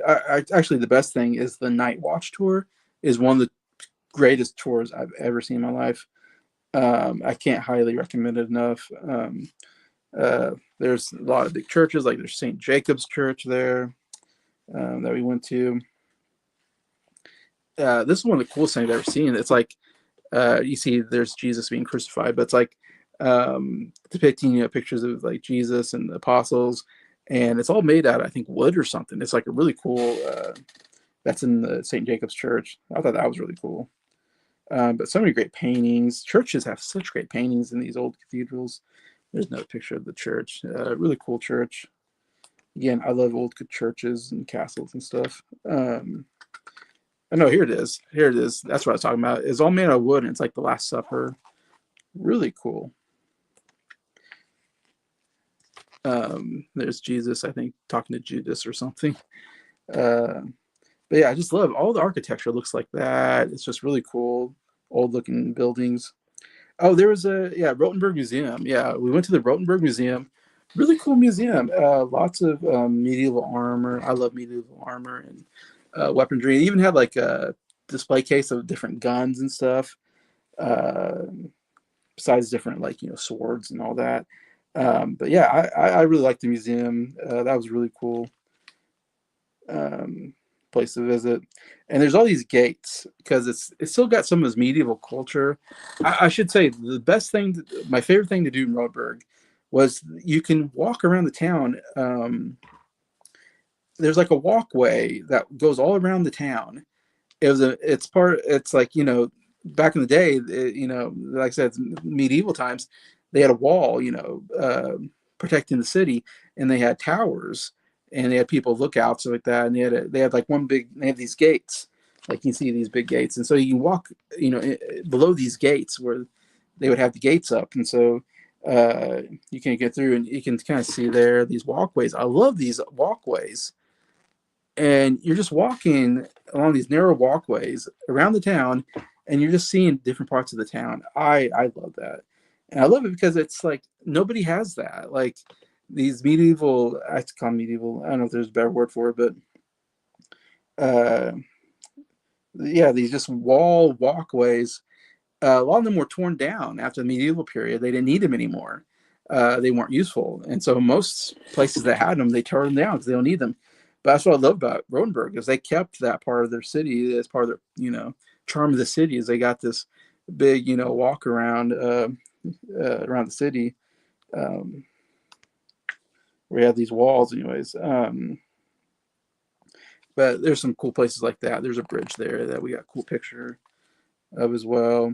Um, There's towers that you can climb up. My mom and I, it seems like anytime there was a tower that we could climb up, we would climb up it, and we'd be so tired and exhausted. By the time we got to the top, we're like, "Oh my god!" Like it took us, it took a lot out of us because we're not young anymore.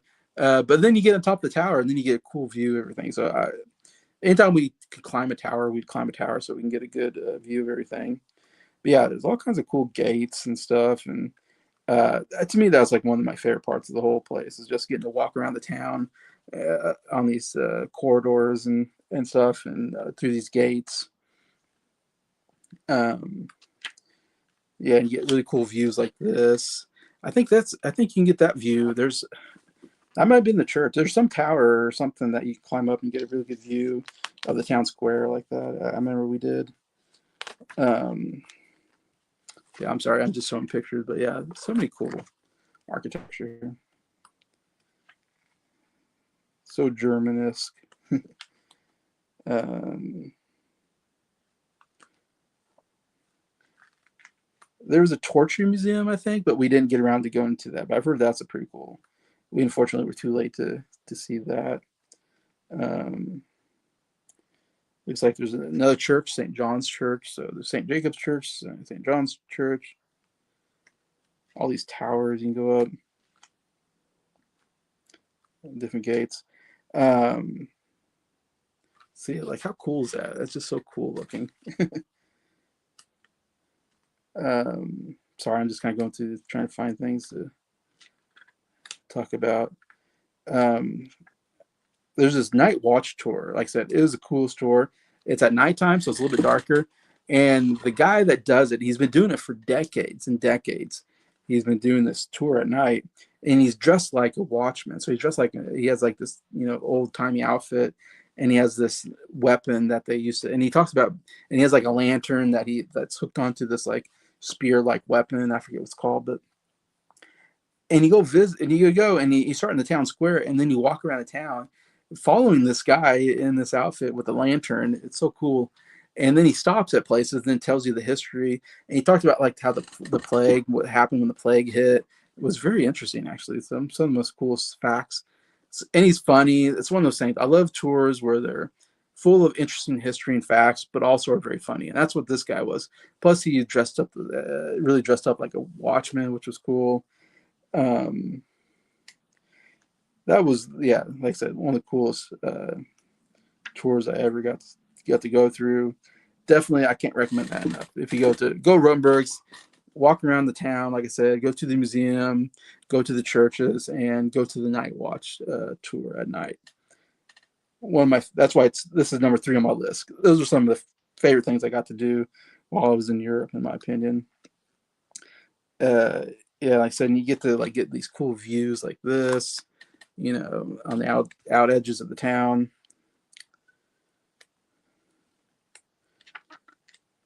Let's see if they show the night watchman anywhere.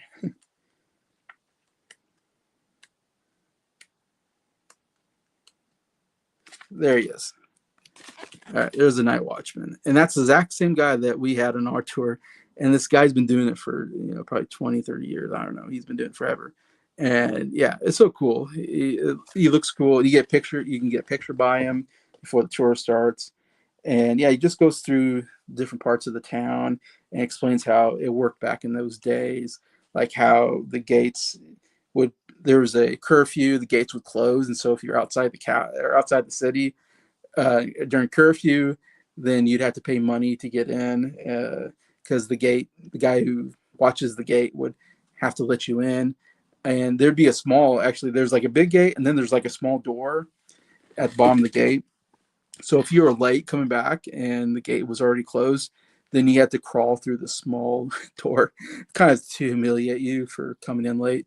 And you have to pay the gate man money. He can kind of charge you money because you can't get in unless he lets you in.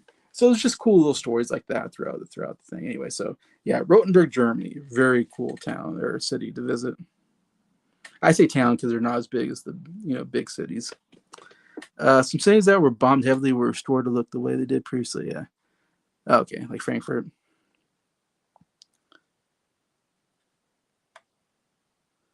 Yeah. All right. All right. So we're number 2, second favorite city that I've visited. I say city, I mean city or town or whatever.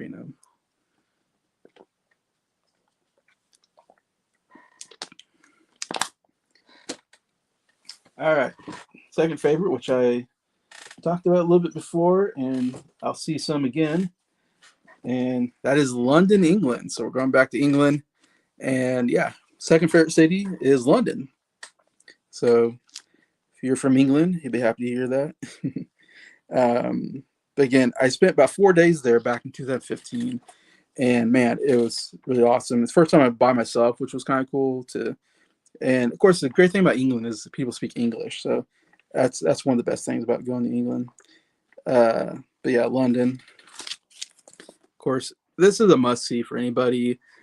You have to go to London if you've never been to London. It is one of the great cities with so much great history in it. So much great, yeah. I mean, Beatle history. I love the Beatle history there, but the world history is great there. Some great cathedrals and castles and museums. I mean, it's got everything in the city, and it's huge. And definitely, like like Jackson said, yeah, it's very busy. There's a lot of people there. Getting around actually isn't that bad. The tube is one of the greatest transportations I've ever seen. I think my favorite way to transport. I'm like, what? Because I've never been on we don't have subways here in Kansas, so I don't have much experience on subways and stuff, and they call it the underground or the tube there. But it's so easy to use. Like I went there and I figured out pretty quickly how to use it. I think it's very easy to use. Of course, everything is English, and there's pictures of you have to kind of figure out um, what do you call it, train or whatever to get on, and you can see where it goes, where it stops, and you kind of figure out, okay, I get on this one, I get over here, then I get on this one, and it takes me. Anyways, it wasn't too hard to figure out, and you get to places pretty quickly because there's no traffic because you're underground. So I actually loved it so much. I'm like, I wish we had this here where I live. Like I'd love to get on the underground and get to different places. It's quick and efficient. It wasn't too crowded in my opinion. At least when I went in January though, so I was during like a non-busy tourist place. There's still a lot of tourists, but um, I probably won't have any more pictures really show. But um, yeah, so it's actually not too bad getting around and all that. Again, the but the greatest thing to do there, in my opinion, is get on the hop on, hop off bus tours. I did it through the big bus. I think it's called the big bus, and I think I did 2 days of it. I bought like a ticket for 2 days, and yeah, so all day you just get on a bus and it takes you around to all the different places you want to go. You get off, you can see the place. And another bus will be coming around. You get on that bus and it takes you to another, and you get like a map so you can see where it stops. And some buses have, again, I mean, we all seen pictures of the double decker buses. It's so cool. We don't have that here, at least in Kansas. It is so cool to be on top of a double decker bus and just getting to see the city. Oh my gosh, it's my absolute favorite thing I got to do in London. And I'm not even talking about going to see the sites, but just getting to see everything. And there's like old London, there's new London, there's like the new buildings, and then you get to the part where there's like the stuff that we know about, like Big Ben, maybe the most iconic feature of London. Parliament is really cool, neo Gothic, architecture. You got the Eye around that area too. You got the Tower Bridge, is such a cool looking bridge. It has towers on it. Oh my gosh, so cool. And then you got, Tower of London there, Westminster Abbey, St. Paul's Cathedral, Buckingham Palace. I mean, so many cool things to see. Trafalgar Square is a really cool square to go visit as well. Anyways, but yeah, you get on this and you just look and you just see all the cool sights. And sometimes there's a actual tour guide on the bus, which is really cool. And again, tour guides are so great because they even tell you a lot of history of the place. They're also usually pretty funny too. They're entertaining, and they even show you stuff like this is where they shot like this scene in this movie. So there's almost so much, you know, as a movie fan, like Harry Potter, say like this is where they shot this scene from Harry Potter or something like that. And you're like, oh wow, like I can see the place where they shot Harry Potter or whatever. A lot of places, a lot of movies have pictures of London.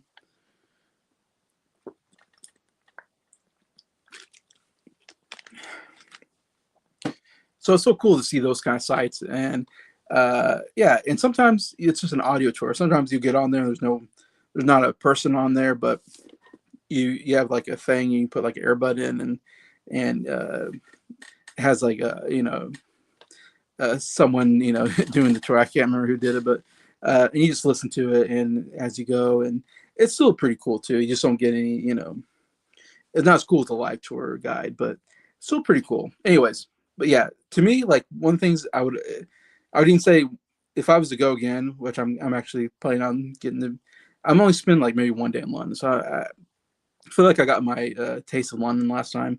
I want to see other places besides London, but um, one thing I would say I would do is get on the hop on, hop off bus, get on double decker bus, and just take it. Don't even get off. Just ride through the city, go through all the different stops, listen to the tour, like do one round of that, and then the next round, because you can stay on that forever because it's a whole day. You get to be on there, and then maybe the next time around, get off into different places and get to see different sites.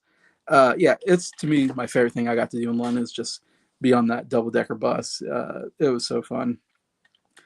Saying that, there are different places you have to see in London and why it's a must see place. Tower of London, man, it's really cool. Uh, you get a tour guide, and they're called beef eaters. They wear these beef. You probably seen it. They wear these kind of crazy Victorian outfits.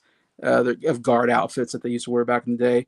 And the people that do the tour guides were actual like military guys that retired, and now they work as tour guides, and they live there at the Tower of London, I think, and that's their job to do tours. Anyways, the tour guide is great. He is funny, obviously full of history and facts, and it's such a historical place, Tower of London. My favorite thing is like getting to see. They have a place where Henry VIII beheaded some of his wives. I don't know. To me, I thought that was cool. It's like 'cause that's something I've always heard about or read about, and we know about Henry VIII is he killed some of his wives because they didn't have any sons and he couldn't get a divorce, so he just killed them as an alternative, I guess, or whatever. Anyway, so you get to see the place where it's like, oh, this is where he beheaded some of his wives. I also thought it was cool. And anyway, so you get on the tour. It's a really cool tour, really fun. One of the best tours I've been on. They have the crown jewels there, so you can go in this building and see the crown jewels. It's really cool. And maybe one of the best things is they have a tower called the White Tower, and it's actually a museum. You go in it, and it's like one of the coolest museums I've ever been in, which has like a lot of medieval, again, a lot of medieval armor and stuff in there, and even has like I think something like a weapon you can pick up, so you can see how heavy the weapons used to be. It's chained to the thing, so you can't like run away with it or anything. It's like you can just kind of lift it a little bit, so you can kind of. I think it has like a bow, so you can like see what it's like to pull back a bow, different stuff like that. So there's very hands-on, active stuff in there, which is really cool. And yeah, it was a really cool museum overall. So yeah, Tower of London, a must see. One of the coolest things I've seen. Westminster Abbey, you have to go there. One of the most historical, like most historical church there, or cathedral in London. And you've seen that, probably seen the building before. It's a cool looking building. And there's just lots of tombs there, different kings and queens. One of the cool things is like every king and queen has been crowned at Westminster Abbey since the very first king of England. He was crowned there in Westminster Abbey.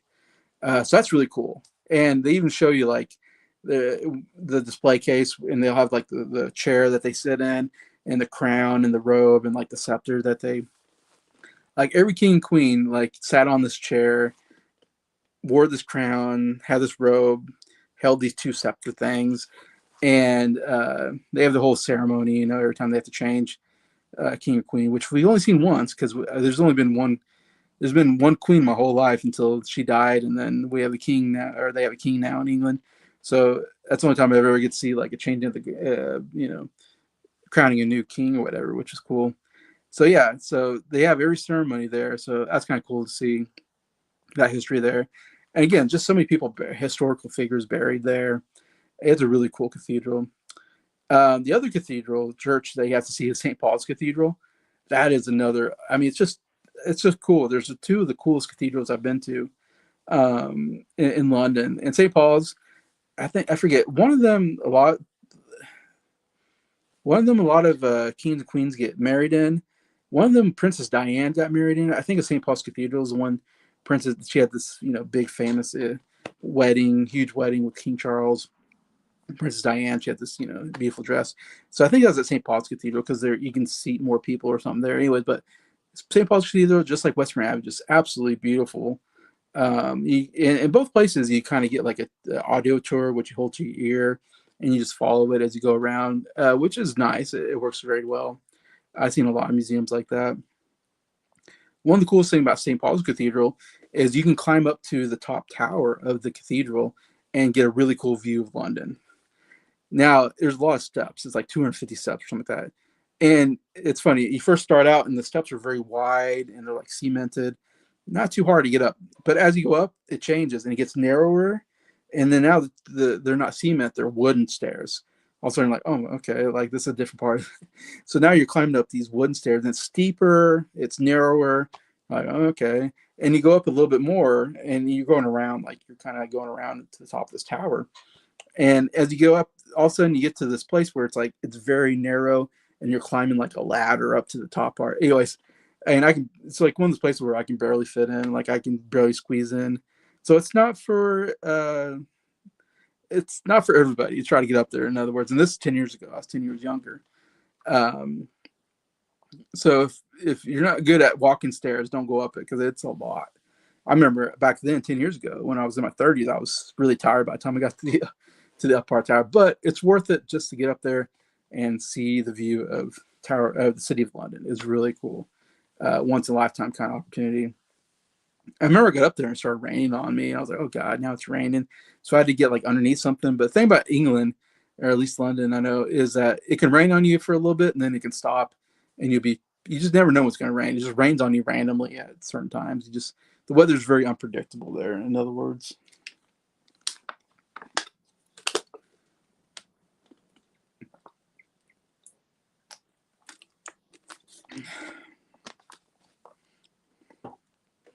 So I would say definitely those are the three absolute must things you have to see: is the Tower of London, the Westminster Abbey, and St. Paul's Cathedral. It's definitely some of the coolest places I've been to.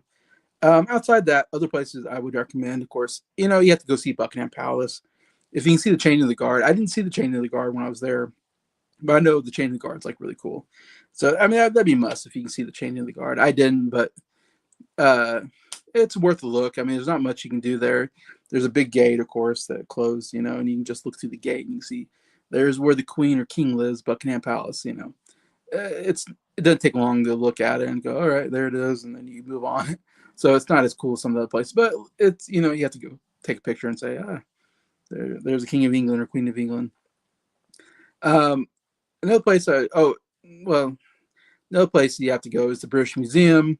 I forgot to mention that. That's like one of the biggest museums in the world, and probably the biggest museum in England, or the most famous. And I don't know, it's not one of my favorite museums, but it's like historical, so I had to go see it. So it's like something, if you're there, you might as well go see it because it's like a historical museum, and it's huge. You can spend a long time there. You can spend hours and hours there, and it's hard to explain because it just has a lot of artifacts from different regions of the world. There's like and it's kind of split up. Like you go to one part of it, and it's stuff from, from Egypt. You got like Egyptian stuff, and then you go to one place and it's all Greek. There's a lot of Greek stuff. And another place is Roman. It's all Roman, you know, stuff to look at. And I think there's an Asian part, maybe an African. I don't know. It's different parts of the world. You kind of see different stuff. I wasn't so much interested in that. I'm more interested in European artifacts and stuff. So to me, that didn't interest me. I mean, the Greek stuff was kind of cool. Some of the statues and stuff they had there was okay.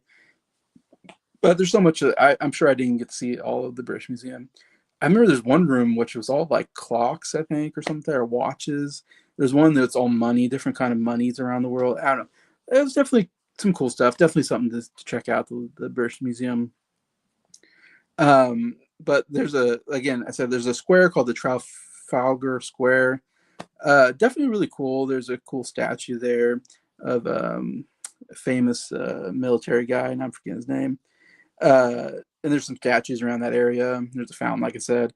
And the major thing there is the National Gallery, which is their biggest art museum there. And I'm not a big art museum guy. In fact, it's the only art museum I've ever been to. But because it's like a famous, like I said, it's the biggest one in England, and it's famous. I went and saw it. It's cool. If you like paintings, if you like art, it's a really cool museum. It's huge, and it's got, room. It's kind of cool to walk through and see you know different styles, the Romantic period. The um, My favorite is the Van Gogh and Rembrandt's. Van Gogh is my favorite painter. I do love a lot of his paintings. Impressionist, sorry, the Impressionism paintings I do like. And I think there's like Michelangelo, maybe Da Vinci has one. So there's definitely a lot of famous paintings in there. It's worth looking around for like an hour, I'd say. You can spend a good hour, just walking around looking at stuff. But yeah, that's worth seeing, and getting pictures at Trafalgar Square is a cool square to get pictures at. The other thing I saw that's worth seeing is the British Library, mostly because there's a room that has a lot of famous writings from, Chaucer and famous authors. And one of the coolest things, they have uh, lyric sheets that were written by Lennon McCartney, like actual sheets that they handwritten the lyrics on. And so that's cool to see Lennon McCartney there with like all these other famous writers. They're the only rock and roll writers in the library, but so it's cool, kind of bit of British history, different authors and stuff through history. That's kind of cool to see as well. Uh, so those are kind of the must-see places, I think, that I saw. There's other museums I didn't get around to that you can also check out. But yeah, very cool getting a hop on, hop off tour, get off, see what you want, get back on the bus. Yeah, you spend all day doing that. I spent 2 days doing that, basically.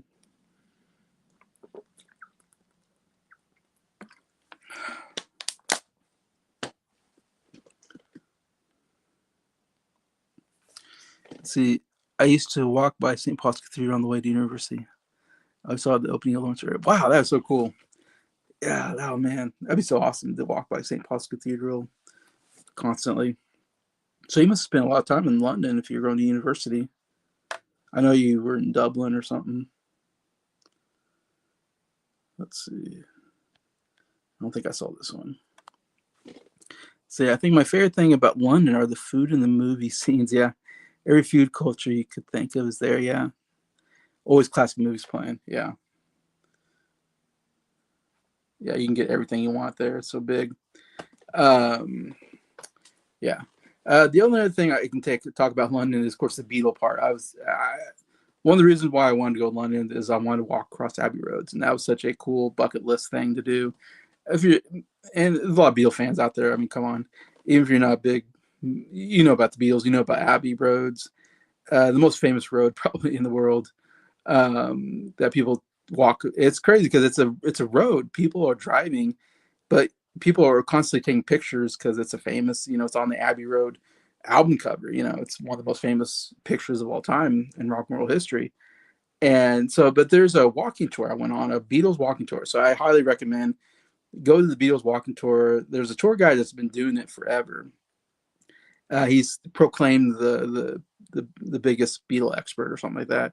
And I have a book. I don't have it with me right now, but I bought a book at his bookshop that kind of talks about the different Beatles sites. But yeah, it's a cool walking tour. You walk around and he shows you different places. Like you see, like the building where they did the rooftop concert at.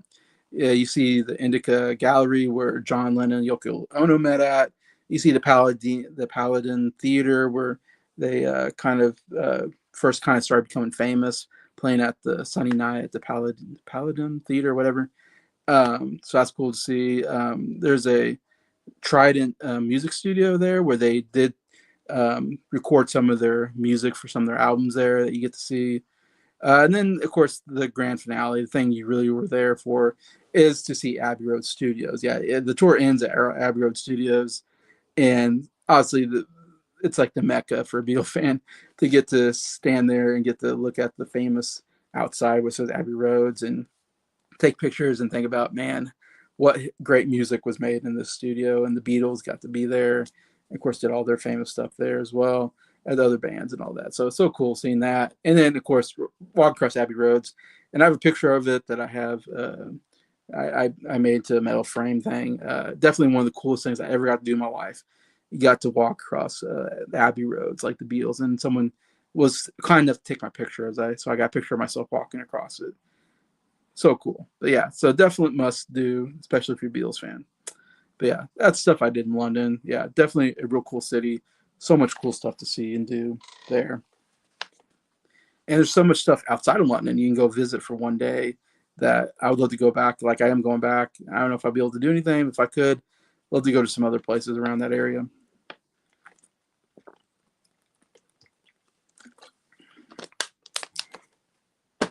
All right. So I guess my number one favorite city to visit. I think it's, yeah, here it is.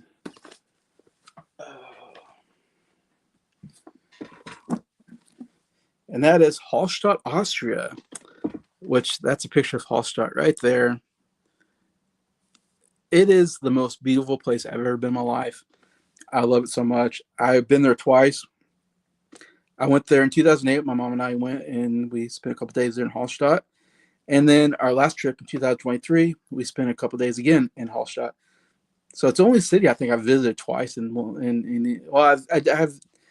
It's one of the few. I visited Prague twice, but the second time I was only in Prague for like not even a full day. I just barely kind of saw Prague the second time.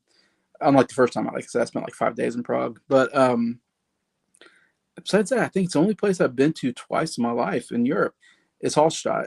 And yeah, when we went back, I was like, I have to go back to Hallstatt.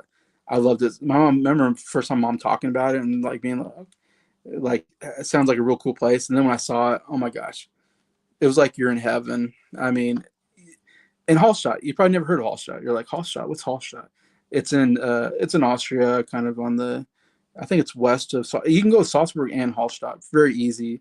Two really cool places to visit. So like if you go to in Austria, in my opinion, the most beautiful place I've ever been in my life. I mean, the Alp Mountains are so beautiful. You can see them right there. Alp Mountains there. Oh my gosh, I love the Alp Mountains. So beautiful. So man, I say go to Austria. It's so beautiful. You can go. I didn't see Vienna. You can go to Vienna. That'd be another place to go visit probably. But definitely go to Salzburg and go to Hallstatt. Some of those beautiful places I've been to. But Hallstatt's not very big. It's a very small kind of city. Again, and the cool thing is you see the boat there. If you go by train, which you usually have to get there by train. I think we actually got there by van this last time. The first time we had to go by train. But you go by train, you got off the train, and then you have to get on a boat to go across the lake. Man, it's so cool. I mean, that's what's so beautiful about the city is you got the Alp Mountains surrounding the city, and you got this really beautiful lake, and then there's the city kind of on the lake. Oh my gosh, so beautiful. The sights are so beautiful, the scenery and all that. But that's so cool. To get to the town, you have to go across the lake and get to see this cool view of the city with the mountains and the lake. Oh, it's so cool just getting there. But yeah, it's very small, so easy to get around. Not a lot to see necessarily, but just getting to walk around is just a joy, in my opinion, of this place to go visit. Anyways, but yeah, one cool thing to say about Hallstatt is there's a movie that was made this last year called Ballerina, which was a spin-off from the John Wick movies. And at the very end, if you saw this movie, if you saw Ballerina, at the very end of Ballerina, they actually visit Hallstatt. That's like the last scene in the movie is they have a big shootout in Hallstatt, Austria. And I remember watching the movie and I was like, oh my gosh, that's Hallstatt. Like I recognized it right away because I love the city so much. And I've been there twice. But it's so cool to see that Ballerina, the movie Ballerina, to see like, oh, finally we get to see this. Everybody gets to see it. So if you saw that movie, you saw Hallstatt. It is so beautiful. In the movie, it was during winter, so there's snow. I didn't see it in snow. And it's much more crowded, of course, when I saw it. And not everybody in the city is are assassins. So that was a little bit different than the movie. At least I'm pretty sure I didn't see any assassins when I was there. But yeah, so if you see that movie, watch Ballerina, see the very end of that movie, you'll see Hallstatt. But anyways, but yeah, it's like the coolest place that no one knows about. Like anytime I ever talk about traveling and someone asks me my favorite place, I'm so happy because I love talking about Hallstatt. And so if someone says something, I go, Hallstatt. And nobody knows what that is. And I'm like, here, and I have pictures on my phone. So I'm like, here, look at these pictures on my phone. It is so beautiful. And this last time was one of the coolest things because my mom got like the coolest hotel where you look out the window and you can see the lake and the mountains. There is nothing like waking up in the morning and looking out your window, like, and it was like a big window, like waking up in the morning and just looking out and seeing the mountains and the lake. Oh my gosh, there's nothing like it. Like I would like to live there. Like if I was rich, I would buy a house in Hallstatt, Austria, and live there, just so I can look out my back door or something and see, or through a window and see the beauty of that city. Anyways, the main things to do there is one of the coolest things I think I ever did was you can go kind of rent a boat for. I say boat, it's like very small. Like you only fit like maybe two people in the boat. It's a very small boat and it only has like two. It's electric or something. So you just turn it on and you have like just a wheel. It's easy to navigate and you only have like two speeds, I think, and they're slow. It's a very slow moving boat, but you can basically you go and you can get a time to and you get 30 minutes. You can buy 30 minutes of time on the lake. One of the best things I've ever done in my life, and I did it twice. Me and my mom got to do that, and it was so cool. You have like one person in the front driving it, one person in the back. This last time I drove, my mom was in the back taking pictures, so she got to just enjoy the ride while I actually had to like drive the thing. But yeah, you just ride the lake for 30 minutes and you get the most beautiful views. It is one of the coolest things I ever did. So definitely you have to do that. Go to Hallstatt, get on one of those boats, and get to ride the lake for 30 minutes. So cool. They have a salt museum there, and we went there in 2008. We didn't go this last time in 2023, but it's worth it. It's cool. It's the first time I've ever been in a salt museum. You have to take this again. You have to take this vernacular, I think they call it, and you go up this very steep because it's up high. It's kind of scary because you can see everywhere around you. You're like, geez, if I fall, I'm dead. But yeah, you go up this thing, get there, and you have to put on like this thing, these jumpsuits on. And you kind of ride this like little train into the salt mines, and you walk around, and you have a tour guide. Yeah, it's cool. It's not like the greatest thing I've ever done, but it's like while you're there, it's kind of cool. And one of the actually coolest things is we didn't do this last time, unfortunately, but 2008 is there's a restaurant up there. So we went on the salt mine tour, then we ate dinner at this restaurant up there, and then we walked down this path. There's a path you can walk down back to the city. Oh, so cool walking down. It's easy because you're walking down and you get some great views of the out mountains. And anyways, really cool. Really, I would say it's worth it just to do that part, just to walk down the path. Anyways, back to the town square or whatever. Anyway, so that was really cool. That's kind of the main thing to do there. And there's shops and stuff to go see, and some cool stuff to. There's a big. I mean, it's just a beautiful town. I mean, there's kind of a waterfall that you can see, and you can kind of go up and I say waterfall. I don't know if that's the right word to say, but it's really cool. I can't explain it. But anyways, so many cool stuff to see in town. This last time we actually even went to what was it called? We went to this other town nearby. We got on a bus, went to this other town, and then you can go up the mountain. You go up this, again, you go up on those vernacular things. You go up the mountain, and then you get up the mountain. There's this place called like the Five Fingers or something like that, and they built these like walkways where you can walk kind of out of the mountain, and you can get a really good view of the surrounding area. And that's kind of a funny story because we went up there and we didn't bring our jackets because it hadn't been that cold at the moment. But evidently, when we go up on top of a mountain, it gets very cold. We found out that very quickly. We didn't have our jackets, I think, and we went up on top of the mountain and we're like, oh my gosh, it's kind of freezing up here. And then it started raining on us. Well, we got to the place. You have to hike like 30 minutes to get to the place. So you hike maybe 30 minutes to get to the place, and then you can get a good view of everything, which I did get some really good pictures. But we weren't there for like 5 minutes, and then the clouds started getting in. It started raining on us, and you couldn't see very well. So I did get good pictures before it started raining on us. And I think I had one umbrella. So we both got underneath the umbrella, and we had to walk, or we both maybe had an umbrella. I think we both had like a small umbrella that we had. And we walked back the 30 minutes back, and we were freezing. We thought we were going to freeze to death because it rained on us. And even the little umbrellas didn't, we still got wet. And it was cold. We were wet. Yeah, we're like, oh my gosh, this is absolutely miserable. And we got back to this restaurant and kind of, got to dry off and eat some, got some hot chocolate and all that. And before we went back down the vernacular anyway. So still, it's worth it. Just bring a jacket if you go up there and bring an umbrella because you never know what's going to happen. It could get very cold up there on top of the mountain. But that was cool. That was cool to see what we got. And there's even like an ice place where it's just made out like an ice palace or something. Not a palace, but there's something that's made out of ice, and we didn't go do that, which we probably should have, but I just didn't feel like doing it, I think, that day. So unfortunately, we didn't do that, but it sounds like a cool thing. Again, very cold. But yeah, so that's one of the kind of day trips you can take from Hallstatt anyway. And again, it's so close to Salzburg. You really could go to Salzburg and then take a day trip to Hallstatt if you wanted to. But definitely got to go to Hallstatt, spend a couple days there, and just relax and get to enjoy the beauty of Austria. That's what I recommend. That's why it's number one favorite city. Anytime I go back, I would love to go back to Hallstatt. I can go back there many, many times and not get tired of that place. It is just so amazing. Some of the best memories and pictures I ever took were there in Hallstatt. So that is my list, my top 10 favorite European cities to visit. Again, there's so many other European cities to go. Too many I'll never get to in my lifetime.